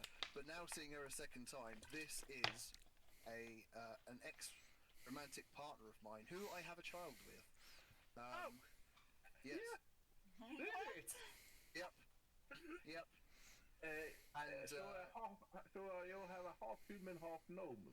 No, she is halfling, so he has half gnome, half halfling. Yeah, shall. I'm sorry. Kid. So what race is taller? Is a halfling taller than a gnome? Or They're about the same size ish in D&D. They have a different lifespan, I think. Also, but I've had a couple of ex-partners, but she's the only one I've had a child with. Wow. And I just can't believe that she abandoned our child. That's why I'm a little bit pissed off. Man. So was it the child that ran at us? No. Brought us here, that was your kid. No. No, we've not met our child yet. Technically, Sheldon doesn't know where he is, but his son is out looking for him. Oh! Yeah. How old is Sheldon? And now again, I haven't asked. Sheldon's about 300 years old. About middle-aged for a gnome. Slightly past it. I mean, I myself can't properly roleplay, but she would probably give a good excuse to what she's doing. What she's doing. What I will do, whilst we're the second part of my secret is that this old flame is friendly and helpful toward me. Which she would be, of course. Yeah, It's a part of the secret. just underline helpful. Yes, I mean. I have an idea on why he left. Well, it's Sheldon's cookie addiction come in the way. Oh look, it was a mutual split. Okay, like I'm not angry that we kind of parted ways. We just weren't a good fit. But I was just really disappointed that she didn't raise our son better. You know, he's gone off to become a pirate, and I'm just worried about him. Like I thought that he'd grow up, and they were in a nice little village. She's moved into this really dangerous, cold environment. It's not where he'd want to be. Like I think she's just a bit of a crap mother. So I'm a bit pissed off on his behalf. And I travelled up north to find her, basically. I mean, which can absolutely be part of it. Not part of the module mind, but part of the story, because it's what's a fun story. What I find really good about this is the fact that Dan's sitting there and his brain's ticking. I can probably swap to his screen and see the cogs turning. He's got no idea what he's going to try. Yeah, Character, part of this. Oh, it's beautiful. I mean, but yeah. But she probably, as part of like the reward, throw in like, I mean, as instead of and essentially try to offer you Ramshackle as a reward, since it's a closed in for like compensation if you guys do this mission. I did also inquire about our pet I mean, which would, of course, be here and be available for you. Yes, excellent. Right, okay, that's Oh, cool. fucking hell. Initiative screen just for your goddamn pets. This is wild. Let me get another tab. I'm pretty sure was it a snow owl? Yes, sir. Hang on. It was. I think it was. So am I right in thinking she's going to try and sweeten the deal by offering us the local, currently closed down inn as Yes. a reward? Yes. And of course, she also said that you guys can probably sell the moose head for 100 gold if you want. Okay. That's after we obviously get it. Gotta kill this moose. I think it was a giant owl. Yeah. No. Yeah, there is a giant owl or something, and you can technically ride on it as a mount. So there's a beast and a celestial. I think the celestial one might be the upgraded version of the. Yeah. The That- giant owl is the legacy, is the beast. So would I go with the newer one? Newer one. Okay, cool. That's fine. But I think I would, even if the modules, even if the monster manual says Celestia, I would still treat it as a beast, because that is sort of like BS in my opinion. Got ya. It's an animal, not a freaking holy being of awesomeness or something. But large celestial, yeah, even a person like Salrov can use it as a mount. Oh, sweet. Now, it's funny you mentioned that if we can sell the head of the moose for 100 gold. That's if Sheldon doesn't try and tame it. Just getting that out there. Yeah, I've got an actor that's going to help me here now. Yeah. As much as it would be a badass thing, like having a big ass, powerful moose, I don't think Dan would let it happen. But how cool would that be? We'll see. Be a big old mounts we could use to get from town to town so much easier. Anywho, I'll stop trying to fill Dan's head with ideas, even if they are beneficial. Okay, so I've got all that down. So, sorry, it's blown my mind that so, Rogue, remember when I said you stole cookies off a plate from one of Yes. the speakers? That's her. She slapped him Okay. and gave him a bit of sass, and then I nicked all the cookies and put them under his hat, which she's probably going to tell me off for now that I've reminded that. But anyway. I'm fine. I've already stopped. Yeah. Essentially, Nimsy sort of pulls out the wand and casts power kill on you. Yeah, everything just drops to the floor. That's a steal, you little shit. Yeah. Oh, dear. He turns into a freaking Galadriel when she gets tempted by the One Ring in Lord of the... It's funny because you say that like as a Lord of the Rings reference. It's freaking Sheldon. He turns into gold for cookies. Oh, Yeah. precious. Mighty precious. But essentially, she will point you out to the forest to try to track the moves and get to where they are. Yeah, let's go track a moose in. So essentially, you guys will need to spend essentially an hour to track the moose tracks itself. So I need a survival check for the one that are doing that, and if someone is helping the one that are doing that, is made with an advantage. I have +3 to survival. I think Darren's was quite good. +7 in Yeah. survival.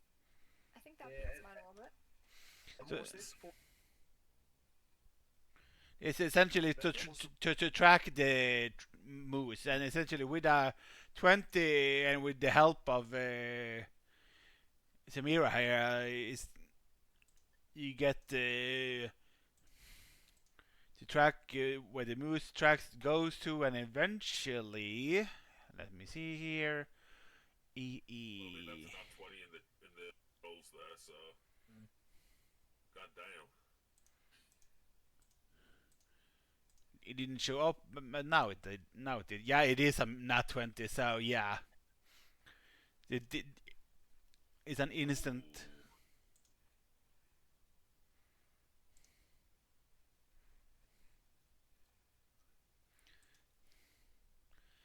Ooh. That is. Okay.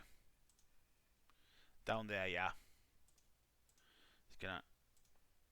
Yes. One by one, give you guys light, but don't go. Yes, it's where you guys. But don't move yet. Because I at least because I want you guys to get your tokens on screen first, and of course I want to read the description for the area. And the owl is considered very much a large creature. Yeah, I was just trying to see how big he is. A large creature is 10 foot. You see, it takes up 4 squares when it's a large creature. Epic. Okay.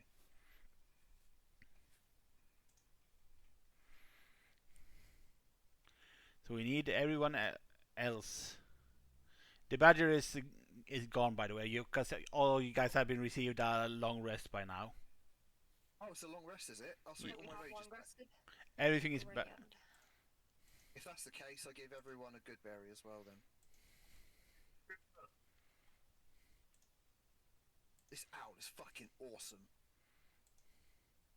Is it an owl or an owl bear? It's an owl, an owl. specifically. An owl. Yeah. Giant fucking owl. He is so he needs a cool name. Yeah. I mean, don't look at me. I'm bad with naming stuff. I name things literally thing 1 and thing 2, but I can't name it. Denzel. Denzel. Denzel Washington. Are we considered long rested, by the way? Yes. Yes. We are, yeah. Yes. Perfect, perfect. Uh-oh. Tim, not understand anything. There we go. And I'm just going to go down here. Because where you guys are entering down there is essentially 6 elevated white marble statues arranged in a line depict slender robed figures facing northward. The engraving on their faces has been worn away by the wind, but pointed ears make the statue identifiable as elves.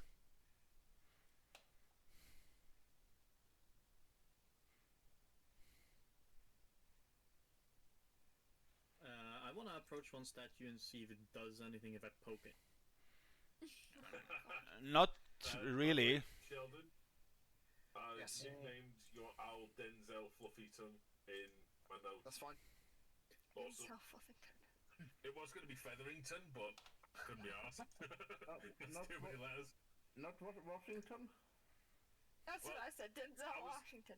I was trying to make some sort of play on words for that, but nothing kind of come to my mind because I'm so ungodly creative. Because Did you guys ever watch Over the Garden Wall? Or do you know what that No. is? Yeah, Nope. I heard of it. I heard it's very good. It's really good, but one of the little boy characters has a frog that he carries around, and the frog's name is George Washington. Hey, DM, Yes, sir. is that a door? It is. Open the door. Embedded in the hillside south of the circle indentation is a stone door with no visible handles or hinges. Oh, can I maybe do an investigation check to see if there's anything that I can spot as a rogue? I mean, sure, I guess. Ooh. Hey, you never know. None of us have got anything to do with moon powers, alright? That was... No, never mind, I yeah. got a 9. I ain't seeing shit. Damn. Have you tried pushing? What I should be a get- pull door? Denzel, the giant owl, to detect magic on it. You could. Does your owl know detect magic? Yeah, at will. Huh? That's wild. I mean, you cast it essentially, and the only magical around is from all of the statues that are protruding abjuration magic. Every one of them are protruding abjuration magic. What's Trying to that remember magic? what abjuration means. Abjur- Yeah. Right. no, abjuration essentially means protective magic. Okay. Oh. Okay. So we need to break them all. Who knows? I was actually joking, but that sounded kind of. I'm going to walk through the open door slot thing. Understood. Which case is that rising from the center of the circular depression is a tall triangular crystal gnomon, a device one typically finds in the middle of a sundial. It is thick near the base and narrows to a sharp point at the top. The snow around the gnomon has melted away, revealing a circle of symbols carved into the stone around it. The symbols depict phases of the moon, suggesting that the circular depression is not a sundial, but in fact a moondial. Something has punched a rough hole in the wall in the northern edge of the depression, creating a dark opening that leads under the hill.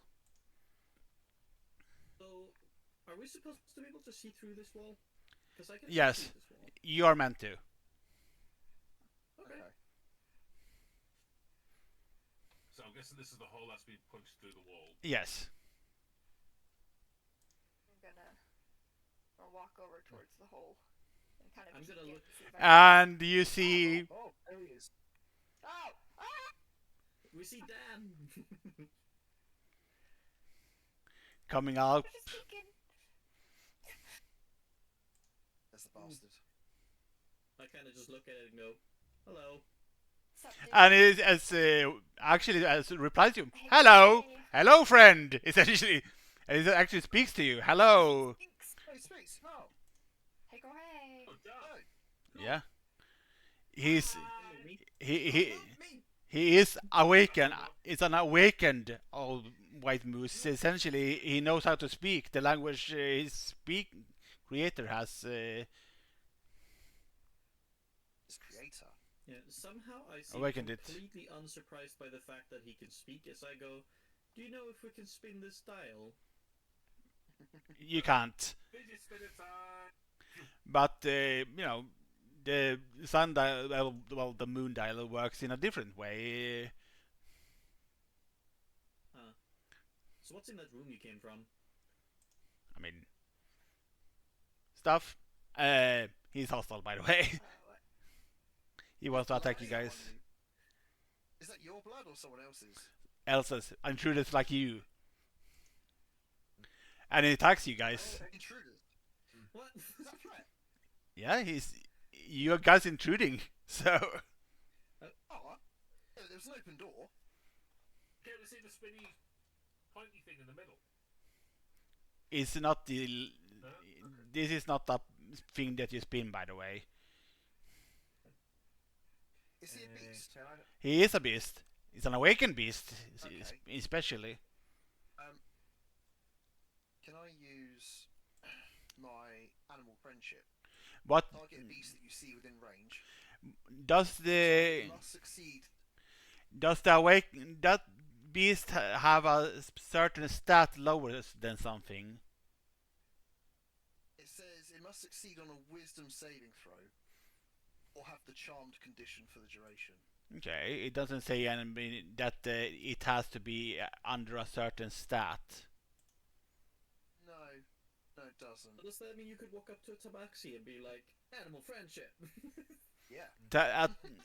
Tabaxi, the player race is considered humanoid, or this is considered beast. Yeah, fair. And this is a charisma show. What kind of saving throw? What I was think it? it was wisdom. Wisdom. Wisdom Okay. saving throw. Yeah, he succeeds with it, Oh, and it's still very much hostile, and then attacks you. oh, what the fuck? I tried to woo him. Yeah, and he gets a 19 on Not his. how good that did. Yeah, and he gets a 19. Well, my fucking massive owl. I think the DM has said 3 times that he's attacking us, so I think it's initiative. Yeah. He's trying to ask for, but Okay. without straight up saying roll initiative. Yes. Well, here we go. Fucking damn it. I'm sorry. That's thrilling. Oh, my virgin ears. Yeah, right. You said far worse the other day playing BR. I know. I know. That's nothing.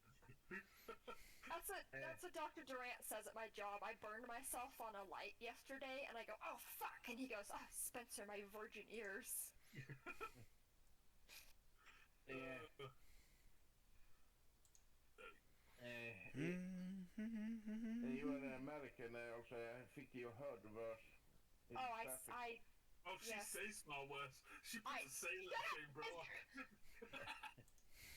Oh, I can be juicy gossip out here. Oh my god. Oh, dude. Who's token 2? No idea. Where? In initiative? It's probably this Oh, it could- person. Yeah, it could be Zero. Oh, it was indeed this Could be. person. Oh, Because by Is that the name? because it changed. Oh, the I was initiative name I to was this trying to person. mess with the tag, and I might have messed something up. Zemira. Yeah. Yeah, I didn't know how to do it, so I might have messed something That's up. fine. Hey, you need to add your number Anyways, to it as well. Yeah. Trying to yeah. remember how to do it, and I remembered. Fucking hell. I got a +8 to initiative. Fine. Oh, Jesus. Really, just to go and make some 70s to. Understood. It's not your turn for a while, so it's Samira's turn to act, I guess. I am going to. Let's see here. Okay, I am going to hit him with my dagger. I also have advantage because he has not taken a turn yet. He has not. So we're gonna roll with advantage. Just bear in mind that you need to be next to him to attack. Oh, Unless you have a crossbow Oh, or a there we short go. bow. I And knew that's too something. far away. Okay, so I'll move and then I'll re-roll. My god, it's like I've never played this game before. 19 is still a hit. Okay, so here's my regular damage. Oh, my sneak attack also takes an additional 5 damage. Because I had advantage, so let me do my regular damage. Don't forget your bardic inspiration as well, Rogue. Not that you need it right now, but don't forget. Yes. Bardic, I know. Bardic Inspiration doesn't add it to damage, Yeah. though. No, So, I don't need it. 19 is pretty good. So uh, there's 8 for my regular damage. 8. Understood. Then sneak attack, Which just says it's a 17. and then add 5 because I had advantage because he didn't take a turn. Oh yeah, that's the assassinate part of it, and not the Yes, action. assassinate. Yes, it's the Sorry, my bad. it's the it's not part of the sneak attack Yes. itself. It's part of the No. assassinate. But it's Yes, n- I need to remind myself which part of it grants you what benefit. And And that, then with all that damage, that is my turn. which is Sheldon's turn. Let's fuck him up. So I've raged. Understood. I'm going to reckless attack on him. Understood. Oh god. Not the one. Oh. 15? A 15 does hit. Okay, cool.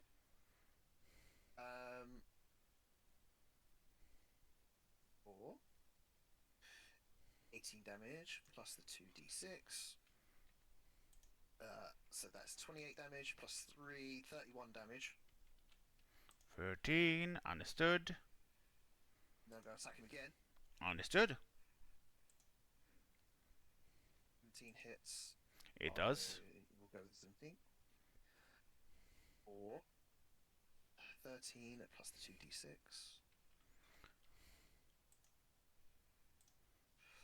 24 plus 3, 27 damage. Yes, and he's dead. Okay. 3 loot. Well, the head itself. Yeah, sorry. Our deities Managed just my head kind of. around. Yes, what just happened is I tried to defriend a moose. He said no, and I slayed him. That's all you need to know. Well, good to know what kind of person that is. You are. Look at my happy giant fucking owl. Yeah, My- Yes, that it's is my true. hawk. So that moose that's just been taken out in like 2 turns was the thing that's been terrorizing. Okay. One sec.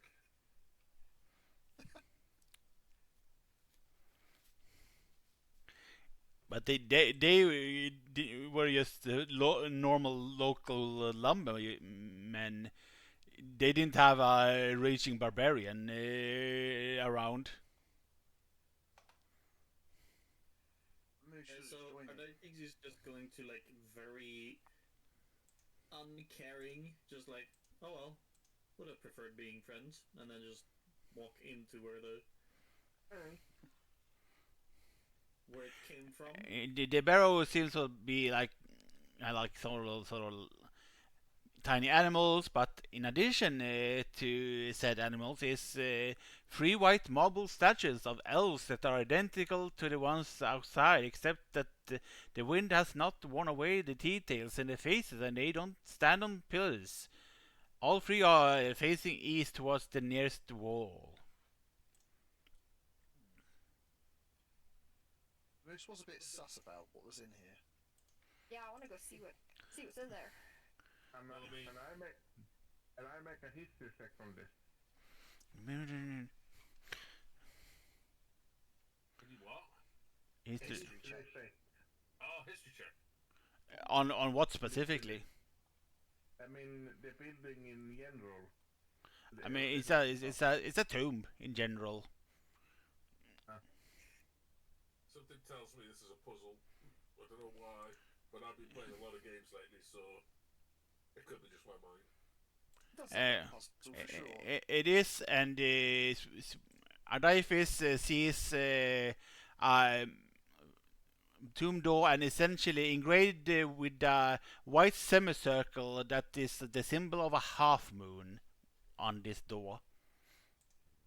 Is this more of a normal door, or what is this? It seems like a normal door, but no Mm, matter what you do, you can't currently open it. okay, is it locked, or It seems like that, so it's Just like a stone door, is it? Just sealed sort of way, yeah. Is there any like visible locks or anything on it? I mean, the only thing is the half moon that's visible. Am I looking at some stairs going up? I mean, from where you are, we are shielded. Yeah, that's the other side of the door, and you can open the door from that side of things. Wait a minute, then. There and yeah, I'm just there. gonna roll.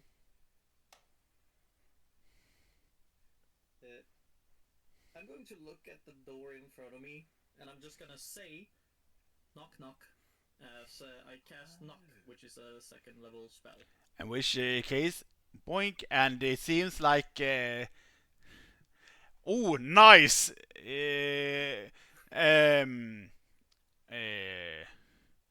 This circle chamber has an intricately carved dome, the ceiling in 20 feet high. A beam of light shoots down from top from the dome, and The druid that you see essentially jumps on the sarcophagus and yells in common, 10 towns will be destroyed, if not by my hand, then by the Frostmaiden. And she casts... yes. And he targets Daron with a little spell known as Moonbeam. Yes, she Wow, Artie's got ignored. It's kind of like blocking the way as well. Like, Why me? so important. Have you got something against Eric? The drows. and moon. So and this is a con save you need to do, and because of your thing, it's rolled with disadvantage.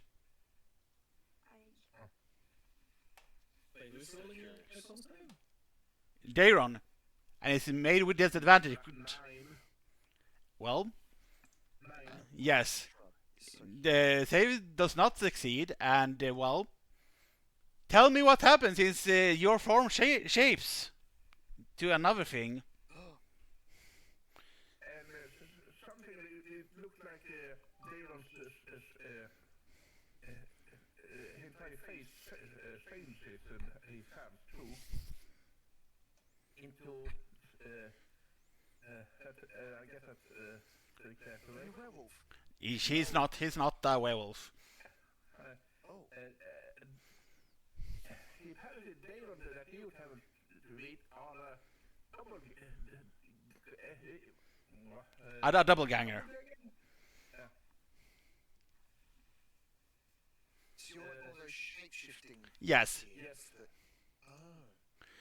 And since you also failed, which means it's 2d10 for the damage as well. So the damage gets, of course, rolled, and I think it's the radiant for Moonbeam. If I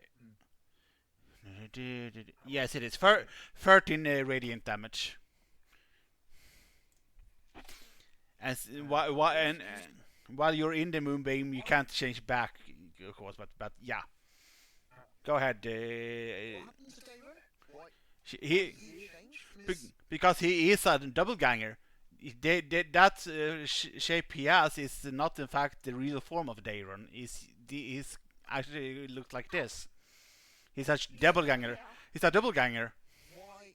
What caused him to change? Because he hasn't The changed Moonbeam. this entire time. Yeah, the Moonbeam. Yeah, he got smacked by a moonbeam. Oh, so this is the other secret that they want. Okay. And this is the one of the few things that actually can force a transformation into a double ganger in the module. Is Daron still friendly? Well, it's up to him. It's up to him. Unless you are, unless one of you are starts being a bastard to me, an asshole, then I will remain friendly. And because of this, I'm not have not actually cast any elven lineage spells. Because he doesn't have access to them. Because I can't. He's a double ganger. I really wanted to play a drow in this campaign, but then I got this fucking... It's a bullshit thing. It's a bullshit secret. It's a very bullshit secret. I can't. It's what you rolled, sadly. Yeah, I know about the secret. Put a spanner in the works, but that's a whole new. Okay. That is a spanner in the works. So. It's a spanner in the works. It's a very bullshit. I agree with you. Bear in mind, because being a drow is very good in this module, because you don't have to worry about the sunlight. But then you got accidentally had this secret, which is a very bullshit thing. So I understand the frustration. Bear in mind, I really understand the frustration. I want to test the drow. Yeah. But, So, if we were just walking around at night and it was like a full moon, Would you train? No, Is that how that works? no, Like, it doesn't. No. He can change at So will. it has to be. Oh. He can change to anything he have seen before, so he can literally turn into any one of you as well. Does he get abilities and stuff as well? No, only the looks itself. Okay. Sure. So I technically Daron is a cleric and a sage because he trained, studied, and stuff like that. And essentially the normal Daron is probably a drow he sort of like saw once in her life in the Underdark or something. I don't know. Which is, but I agree. It is a very bullshit secret. Only we've had 2 secrets revealed in the span of like. Yeah. It's like what? I think it's so cool. Like, it makes sense that obviously elven magic wasn't used. Obviously, if he's a doppelganger, I think him being a doppelganger is super. And this is also why he couldn't ever do the elven thing of doing the trance sleep. He has to sleep like the others. Oh, that makes so much sense. And this is also why he couldn't have the elven dark vision that he normally have for 120, but he was forced to have 60 feet since the double ganger secret has him have set for 60 foot of the dark vision. So it's a lot of like, but there's some things that are given to him because of the double ganger secret though that he has not used so far. Possibly because they might have given him away, but I mean, I think everyone in the group is still going to accept Daron for being Daron. I mean, my character's not going to be bothered regardless. Maybe one will be bothered later, but we can take that later. I mean, considering that it is known that the Ten Towns itself is very anti doublegangers as well, so. Oh well, I mean, he's one of us, and as far as I know, we treat our little band of misfits like family, so he's safe. Yeah, and as long as it doesn't sort of like change in towns, you're all Gucci. Exactly right. Yeah. But yeah, combat. Yeah.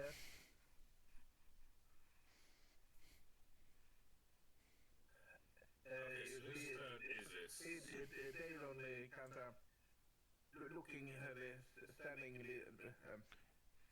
All right. What's the name? Doppelganger? That is double ganger, but hunching a bit. Is that the right word? That makes sense. You Punching, just get hit. Yeah. Yeah. Oh, she's a bit cold over. Okay, I got you, I got you. Yeah. It's Tamir, I think. Yeah, it is me, it's Okay. Yay. Yeah, it's gonna. It's been a wild session, man.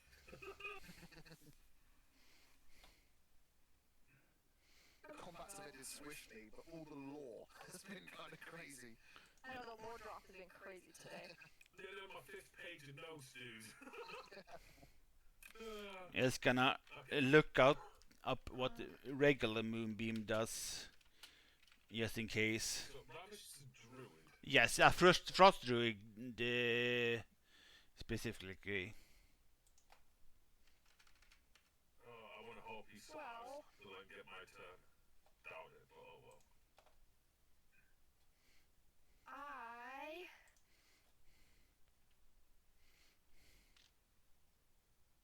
Is Artie small enough that I can like move past him into the room? Yeah, I mean you can. When did you do? Is that an awakened shrub? Oh my I god, love that. Okay, that is so I love cute. him. Okay. What is wait, and if the creature until this you can take it to let it move. So when when the spell area moves into the spell, enters the spell's area. So since you're moving past the moonbeam, you take the moonbeam damage. That's fine. I can take it. How much? What am I rolling for? You just take the damage since you're moving How much damage? 7 radiant. Is the Awakened Blues meant to still be in the initiative, by the way, Dan? It is not. Okay. I was about to ask Nice, about then. the other characters where they sit in on the tracker. Alright. 'Cause they might Well, be I'm performing. gonna go with my short bow this time. Understood. No advantage, no sneak attack. Wait, I guess, and Jesus Christ. there we go. But there is an advantage. There is an advantage. So I'm going home. Oh dear. I don't want to play this game anymore. but there is an advantage though. Oh, no. Oh, there is an advantage? There is since he well. Well. Divine inspiration. Oh yeah, she has acted. Good. She has. Turn, yeah. Well then, yeah, I am gonna use my bardic inspiration and roll again. That you can't with the bardic one. You can't, but with the heroic you can. Just add the body. But that doesn't matter since the bardic one does just add to the roll and because That's right. I crit miss. Oh, Calling me, I will be right back. understood. Mixing up my inspirations here. Because a crit miss is still a crit miss regardless what you add to it afterwards. That's the problem. Oh, that's Oh, good. that's Oh, right. okay. Good. That's what- I yeah. can see. Oh shit. So you've inspired him then? That is how it works. my turn. Which since she got inspired, she sort of like moves the moonbeam to sort of like center on Samira and goes back to Sheldon. Okay. Oh. I've got 40 feet of movement. Okay. Let's do it then. Fuck it. There's rage. Just turned it on. Is this what you call a rage revolution? Yeah. Honestly, he might as well nickname the goddamn attacks he does after that. It looks like he's got that attacks while he's splitting them in half. As per usual, a reckless attack. 27's definitely going to hit. I'll take that over the 10. 4.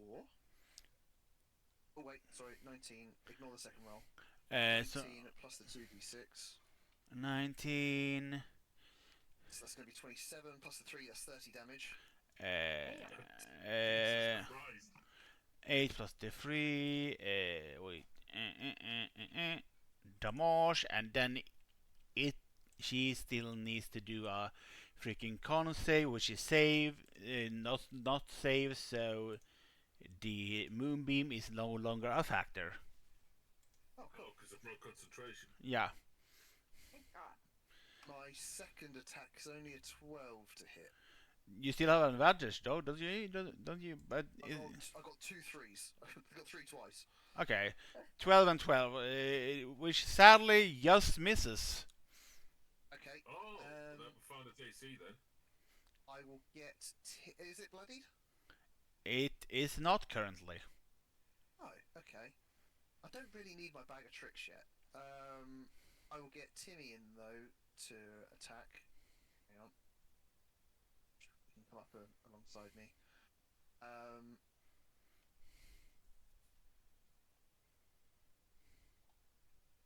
18 plus 4. Just yeah, so he hits, and it's a 1d4 plus 2. I think it is for him. Yep. He hits regardless with that roll. 1d4. It does 3 damage. Even if it's minimal damage, it's still damage. So. And I'll leave it there for now. Ardites. Ardites takes a single step into the room to unblock the the corridor, And firstly, I use my what's it called? It is called innate sorcery to make sure that I have advantage on this. And I breathe out black energy into my hands and then hold out like a finger gun towards her and just says, "All right, I suppose it's time to die." And I cast Dragon Bolt at 3rd level. Understood. Oh, shoot. Oh, Not Dragon Bolt, sorry, Dark Bolt. Now it's time to die. Yeah, Dark Bolt is what I meant to say. Understood. So let's see. Make a ranged spell for each attack. Make a ranged spell attack for each target, not each ray. So I'm going to target both of them. Both the awakened Revisan and Little shrub. No, not the shrub. The shrub doesn't even have initiative. It doesn't actually let me roll the attack, but I have a +8 to spell attacks. So that becomes a plus. No, sorry, it's still +8, but with advantage. So, And Dan, you're evil. He's only just got his star Pokemon. so that's. He has a starter Pokemon. And look, his initiative's level 5 too. Why did it add 2? Anyways, that's 17 plus 8. Math 23? No. it does it. 17, 25. 27, 26, 25. Thank you. I'm tired. Does a 25 hit? It does. This lady. Cool. Very much I'm so. actually going to direct all my bolts right at her. So that Understood. is 4 bolts of darkness that come out of my finger gun. Just pew, pew, pew, pew, pew, pew. It's So 8, 18 damage. Oh, 18. Understood. Boink, boink. That'd be a baller. And that's my turn. Understood. It's her turn to. Well, it's specifically cold damage. I don't know if that matters, but it's cold. Oh, it doesn't matter actually. Yeah, because she's a frost druid, isn't she? So it would resist. Hang on 18 then. and a 9 then. Yeah. Ah. That's the problem with being an ice dragonborn. What can we do? That does take 8 hours, so it is not a thing that we can do. But maybe we can do a little bit of something. A little bit of Erica by my side. Oh, sorry.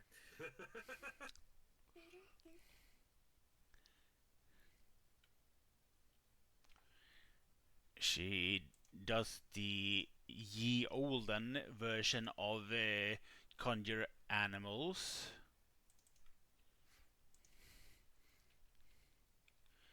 And summons a polar bear. The fucking polar bear over here. Because I like the older version of them rather than the newer version. I want to pet the fucking awakened shrub. It's so cute. I love the shrub. And since it's in technically under initiative, Love him. Watch as it turns into some horrible forest Yeah, like creature. grotesque undead I behemoth. know.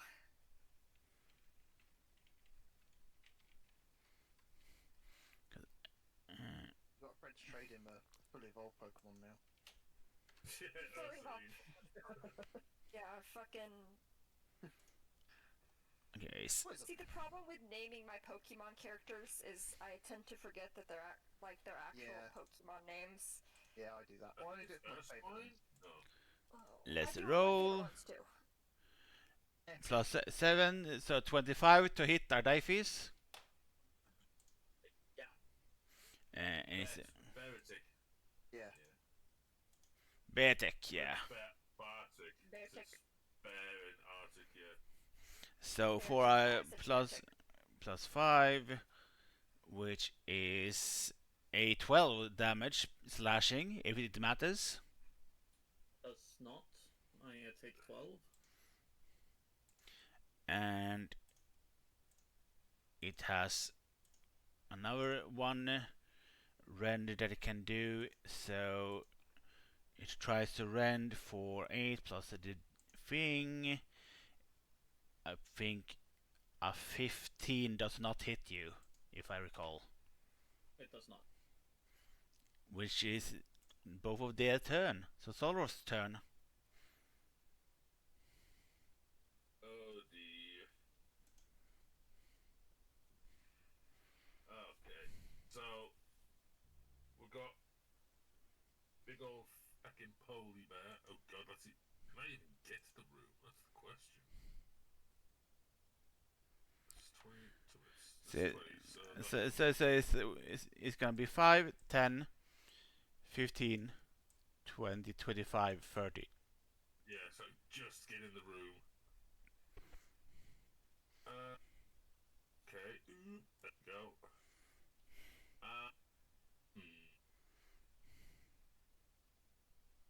I can say that you probably can hit him from there. Let me just write up his health, since he's technically not on the initial counter. I didn't really plan to summon a B, but sort of like, there we go. You can go ahead. Okay, so where is my? There it is. So I'm gonna. Is it an actual beast physical Yes. thing, or is it a spectral magic? I mean, you can. It's very much. It exists in the way that it's hurt, and you can attack it. But if you kill or hurt the Ravison, it disappears as well. Okay, but I mean, So it's not permanent. I can't. Oh, okay, but I can't get to her to attack her unless I use everything just to stand in front of her, and even if I do that, I can't attack. So, so if we just, so I'm able to attack from where I am to this bear, yeah. Yes, sir.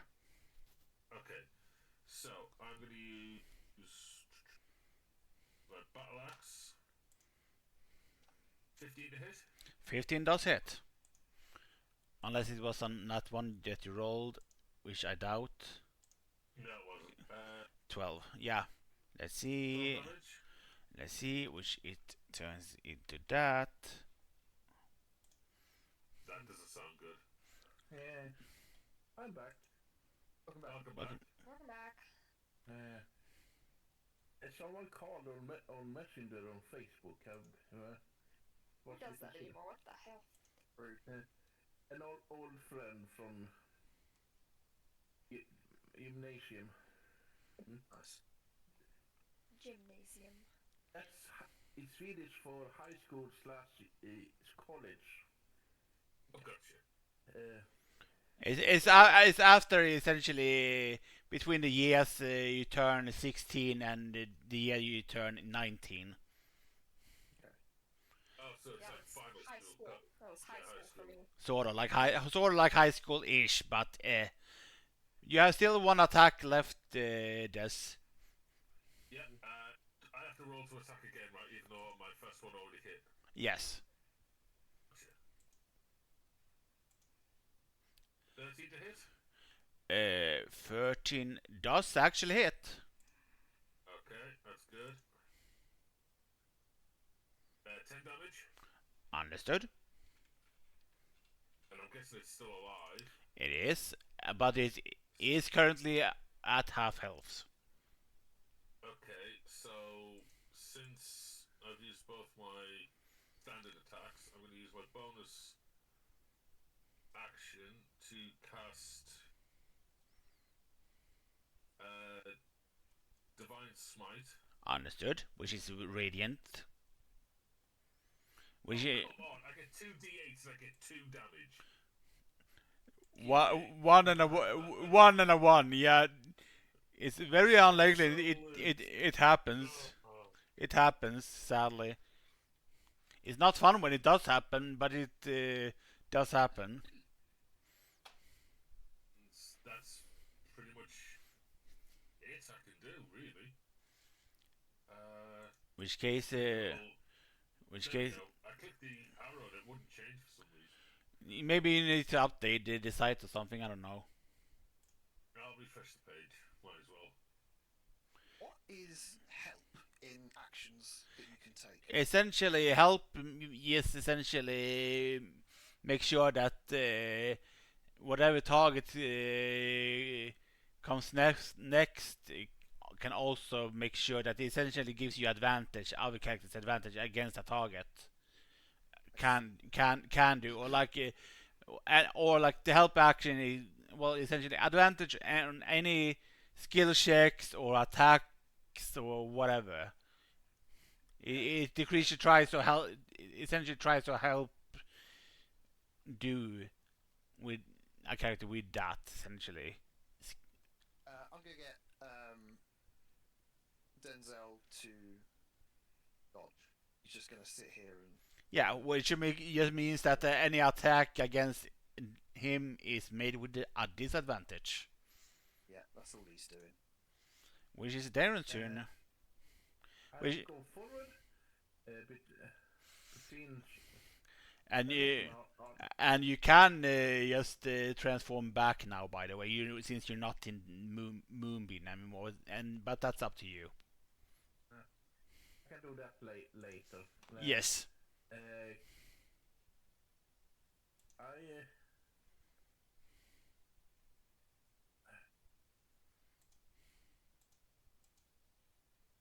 I cast third level guiding bolt. Understood.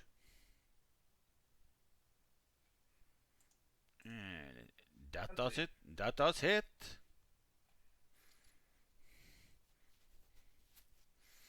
Darren's mad. 22 damage. Yes, it's radiant, and she does not have any resistances towards that. Yeah, Attack onto the druid.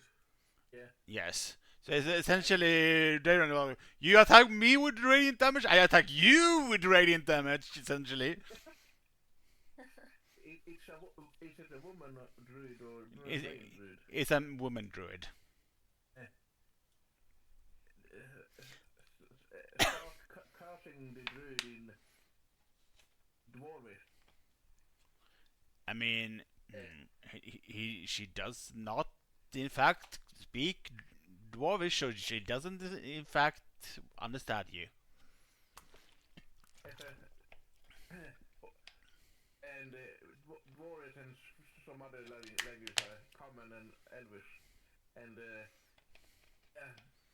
word bits come up a few times. Nice. But I do not like to be attacked. So yeah, you just walked in and just instantly targeted you.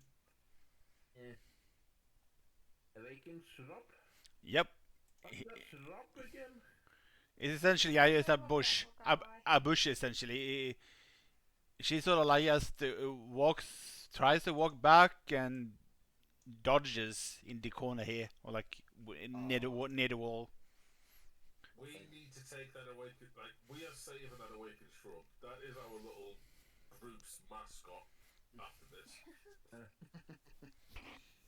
Yeah. Along with the owl, the eagle, the 7 sheep. I guess Sheldon will have a shrub in his shoe/harem. I'm gonna try. It's Samira's turn, so rogue. Alright.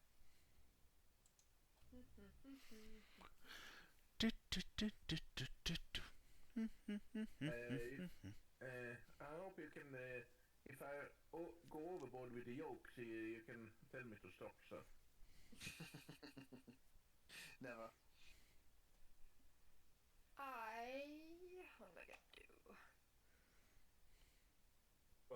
gonna move up next to Sheldon. Going to attack her with my rapier with sneak attack. Let's see if I can hit her first.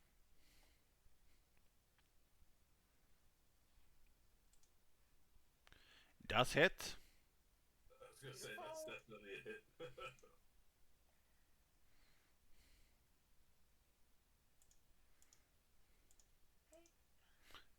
And she got. Sneak attack. It's not needed.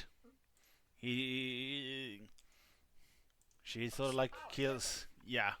She got 5 health left. So 7 did hit.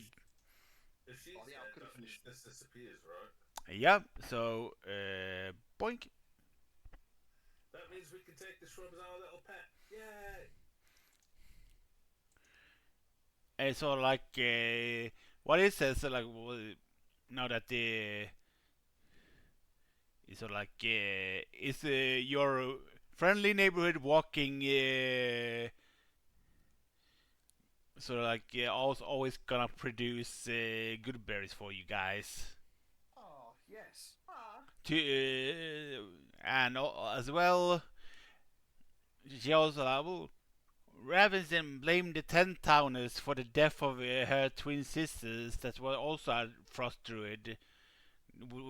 She doesn't know how the twin sister died, though, but she sort of like tells you the twin sister is hidden in this sarcophagus here. Oh, And so actually- And Ravison also awakened many beasts and plants throughout Icewind Dale. Some of them, such as the white moose, are of an evil bent, others aren't. Ravison often complain about the scruples of the plesiosaur she awakened in Merdolden. Can I open the sarcophagus? You can. Do you want me to roll for anything? Nah. Alright, I push And open the sarcophagus. essentially, it fills the tomb with a horrible stench of decay. But besides Safe and cool. besides that, you find besides the the identical twin, you find a potion of radiant resistance, and also you find a potion of vitality. Ooh. Those are the two potions, and there is what was more there. It's like you can also find enough to assemble an herbalism kit from what you find there.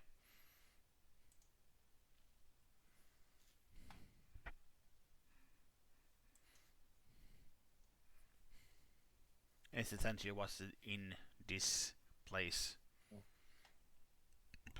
Okay. Potion. Okay, good luck with that. So, is the awakened shrub now our little friend? Yeah.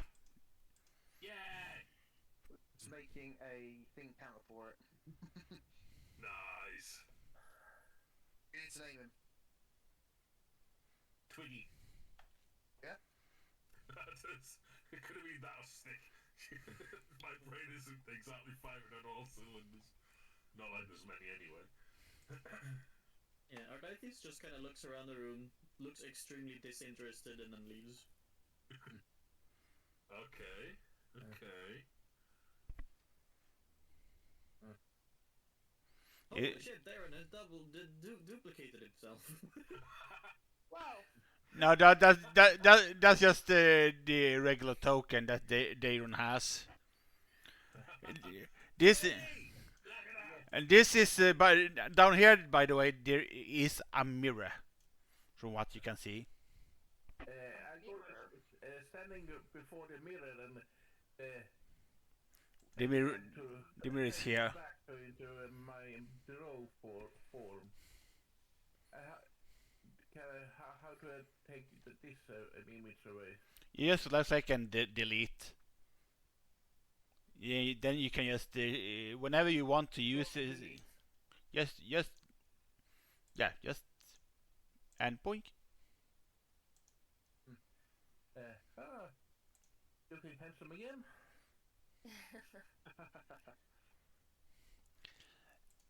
With essentially with an identify spell, Artifice can function out that this mirror functions in the same way a crystal ball does. So, but I don't have identify. You do have identify. I do. Yeah, you do have it. When I used my otters to, smash the ice, then use the otters to get the clams for the pearls. Oh shit, I do have to identify. Yeah, you're right. Yeah. So essentially, Added the things we found in here to the party inventory yet? I don't believe so. I've added them to my notes though, just in case. Oh, we have? Yeah. Oh, I might have added them to my equipment. Hang on, let me switch it. That's fine. I mean, you can have it if you want. Party. Uh, Alright, they're there. That's fine. That's cool. so essentially the mirror itself functions like a crystal ball. For all intents and purposes, the mirror functions like one. The one near near Artifice, this one functions like. Oh, you see it. Okay. Oh, I put them in the party. Oh, have we got the moose head toggled in one of our backpacks, or are we just gonna say we've got it and hand it in type deal? Yeah, so like 100 gold you can add if you want to the party. Okay. I'll do that. Yes, and they also said out loud, yes, I'm a double ganger of stop. Something, that's okay. Staring deeply into the mirror. I forgot how Ardites is a little bit vain in his character, isn't he? No, like, because I was told it works as like a crystal orb. Crystal ball. I'm trying to get it to do the thing. Trying to see the future. I'm trying to see anything. I mean, the frame is lit, so it's functions like an ordinary crystal ball. The item itself. So. We'll use the magic words of Dithes. Mirror, mirror on the wall. Go on. Crystal ball. D&D. Ball. So you can search for it on DMD Beyond what a crystal ball does. I don't. This is D&D, not Disney. Unless Dan decides to apply Disney rules.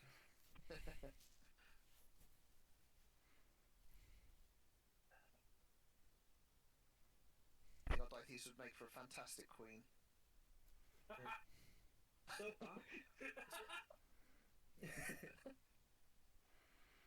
So this thing lets me scry, if I'm assuming correctly, correct? Yeah.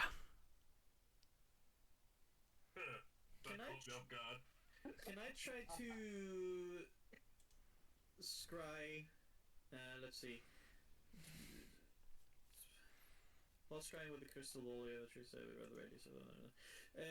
wish to scry on what was the name of the fucking the person who the fucking guy who's like stuck in that one town where it was like no, don't go there, you'll die.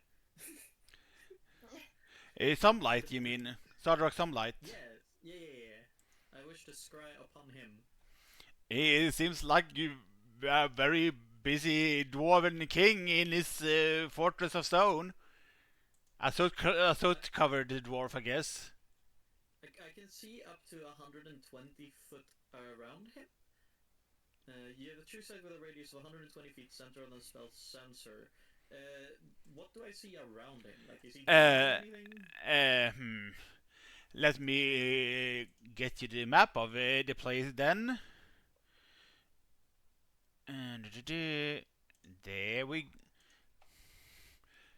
Considering you're not meant to be able to see around, you see. Oh wow! So you can actually see this through the mirror.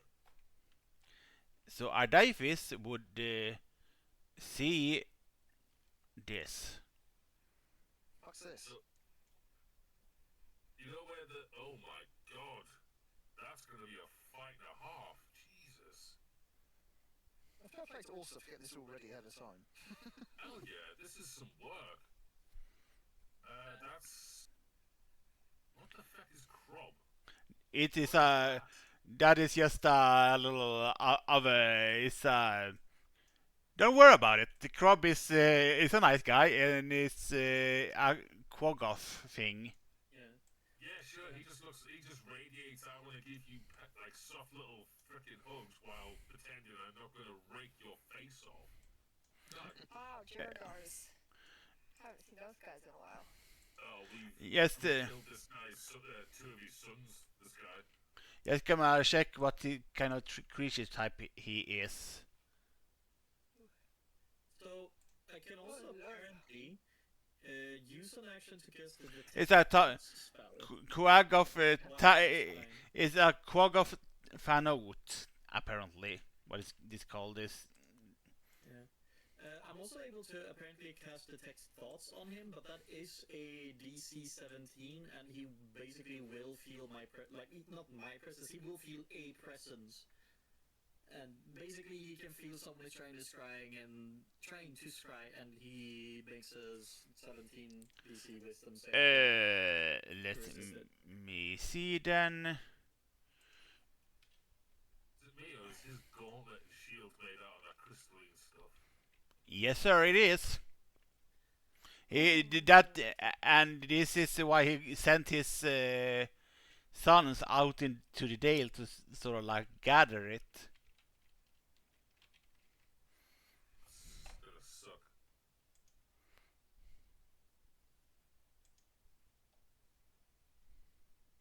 There we go. What does he do? Okay, wisdom. Okay, Yeah, 17 is the DC. and let me see then. And 14 plus his thing. Yeah, he succeeds, but he knows that he's getting pried upon. Yeah, but yeah. Alright, I guess I just kind of leave the mirror going. Is there any way to bring it with us? Like, does it seem like it comes loose in anything sort of way? No, it doesn't. In fact, it seems like it seems like is locked in place by something called sovereign glue. Okay. And sovereign glue is also an item. It's a wondrous item. It's legendary. But I think that is essentially a good. See, back to the map then. Since this is a good. You finish the quest.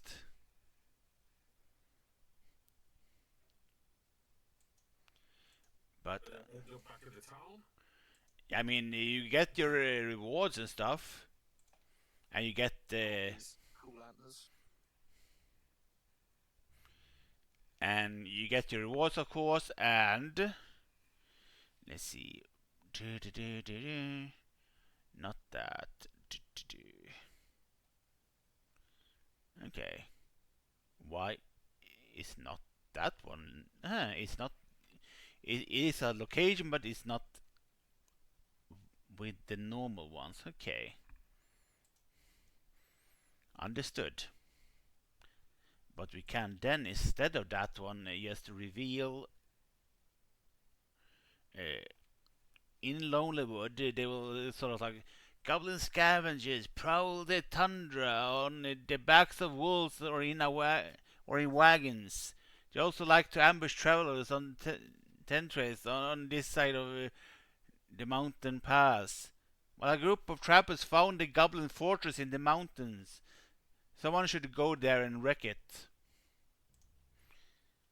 And I will essentially reveal where it is. There you go. No, what's that? I'm gonna refresh the page. And Sheldon and also Daron in this case would find it strange that It's a goblin fort, but they are using the gnomish word for home for the Where's fortress. this place? Down here. Oh, okay. Ah, gotcha. Oh. Oh, right down by the river. I was wondering where the hell it was. So Hipsis has told us this, just like passers by. Yeah, passers-by in Lonewood told you this. And you find it weird that it's called home. It's the gnomish word for home. It's and it's a goblin fortress. They're wondering out loud. Why would goblins use a gnomish word? It used to belong to gnomes and they took over. No, they built it. I mean, Oh, they built it. Oh. and considering they're meant to be like sworn enemies, so Unless it's like an insult. It's a goblin head, a goblin fort, right? it is. Yeah, it could be just like a middle finger as an insult, so to speak, or it's on old dwarven land, and that's where they built the tower. I don't know. It's gonna not the memes. Let's see here, D&D chat.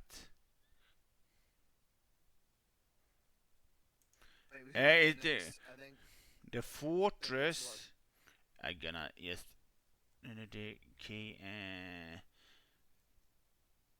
I have it. I had it.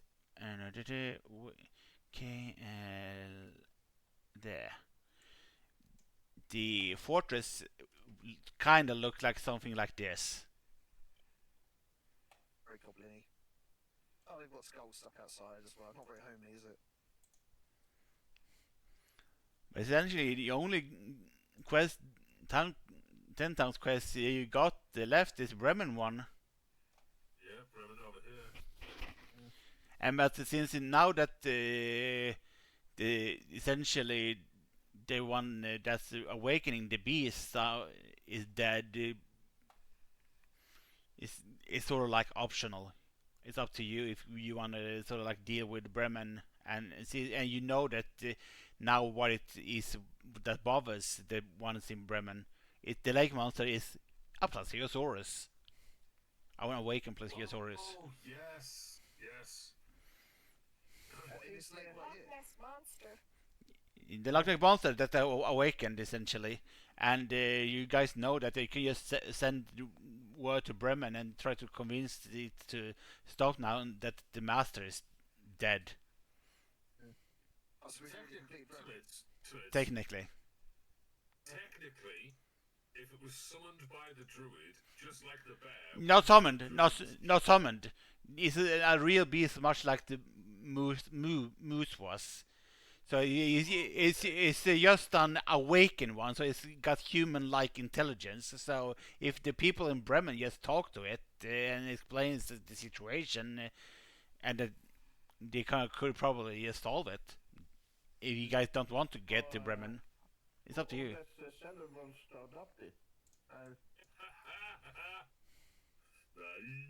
Is it amphibious? It is. Oh my god. It lives in the lake. It lives in the lake, literally. That's what I was wondering, but does it like stay in the lake? Can it go on land? If it's amphibious, then it can. That means it can travel with us. Yeah, I mean it's a large freaking dinosaur, so I didn't know if it was Yeah. water bound. it isn't. It can breathe on land. It just decided to have the lake as a home. Oh guys, imagine having like a fucking dinosaur with us. We're gonna have a whole zoo with us. Yeah. We pretty much do already. I've got I kinda do. Can we all just have a vote real quick? Can we rename Sheldon Dr. Feckin' Doolittle? I mean, it's up to you if you guys want to do the final town or not. But we can start chapter 2 next session if you want. Well, I would think be able there's to squeeze it in like now, real quick, just to end it done. I mean, you can just roleplay that you have done it if you guys want. I was kind of thinking, I mean, we're by the lake. We could just go to the lake first and approach it, and then decide what we're going to do there, either tame it, kill it, whatever, and then go to Bremen, or just not even go to Bremen, just roleplay the thing anyway. Technically, like I say, if we were to roleplay it, we could just say, I used my otters to communicate that we want to speak to it. They lured it here. We talked to it since it's got human intelligence. Blah blah blah blah. It's not going to be a problem. Fish bites the boss. Yeah, and and which is a good way to do it essentially, and you essentially no quest rewards for it essentially either, so you can do it that way. So should we just like flip a coin and see if we get this dinosaur or not then? Yeah, sure. Do a little animal handling one. Why not? Yeah. Okay, hang on then. Damn it! I just traded my vote. Okay. Delvin, you need to get like a bag of holding or like a pokeball for this goddamn thing soon. Pokeball. Oh. Can I have my like animal friendship from my Yeah, you can. my thing kind of like influence my roll here? So I'll just roll and then. Okay. Well, I'll do an animal handling. Oh, it's +6 anyway. So that's a 16. Yeah, Without. Yeah, I get it. you get it. Why not? Oh god. Fucking yes. Right, Oh. Now we have a dinosaur in the zoo again. But you guys have a lot of things and random encounters on chapter 2. Let me tell you. Dude, random encounters. How random? We've got a fucking Loch Ness monster in the group. How much raw random can we get? He's actually a beast. It's a dinosaur. So yeah, fucking. When you said it, it will become a lot more easier, I think. Well, then it will be our chapter 2 next session then, but just gonna end the stream for now, right now. So, 68 health. so gonna just mute a little, couple of seconds. Anyway, guys, thanks for watching. Goodbye for now, people. Bye, bye, bye, bye.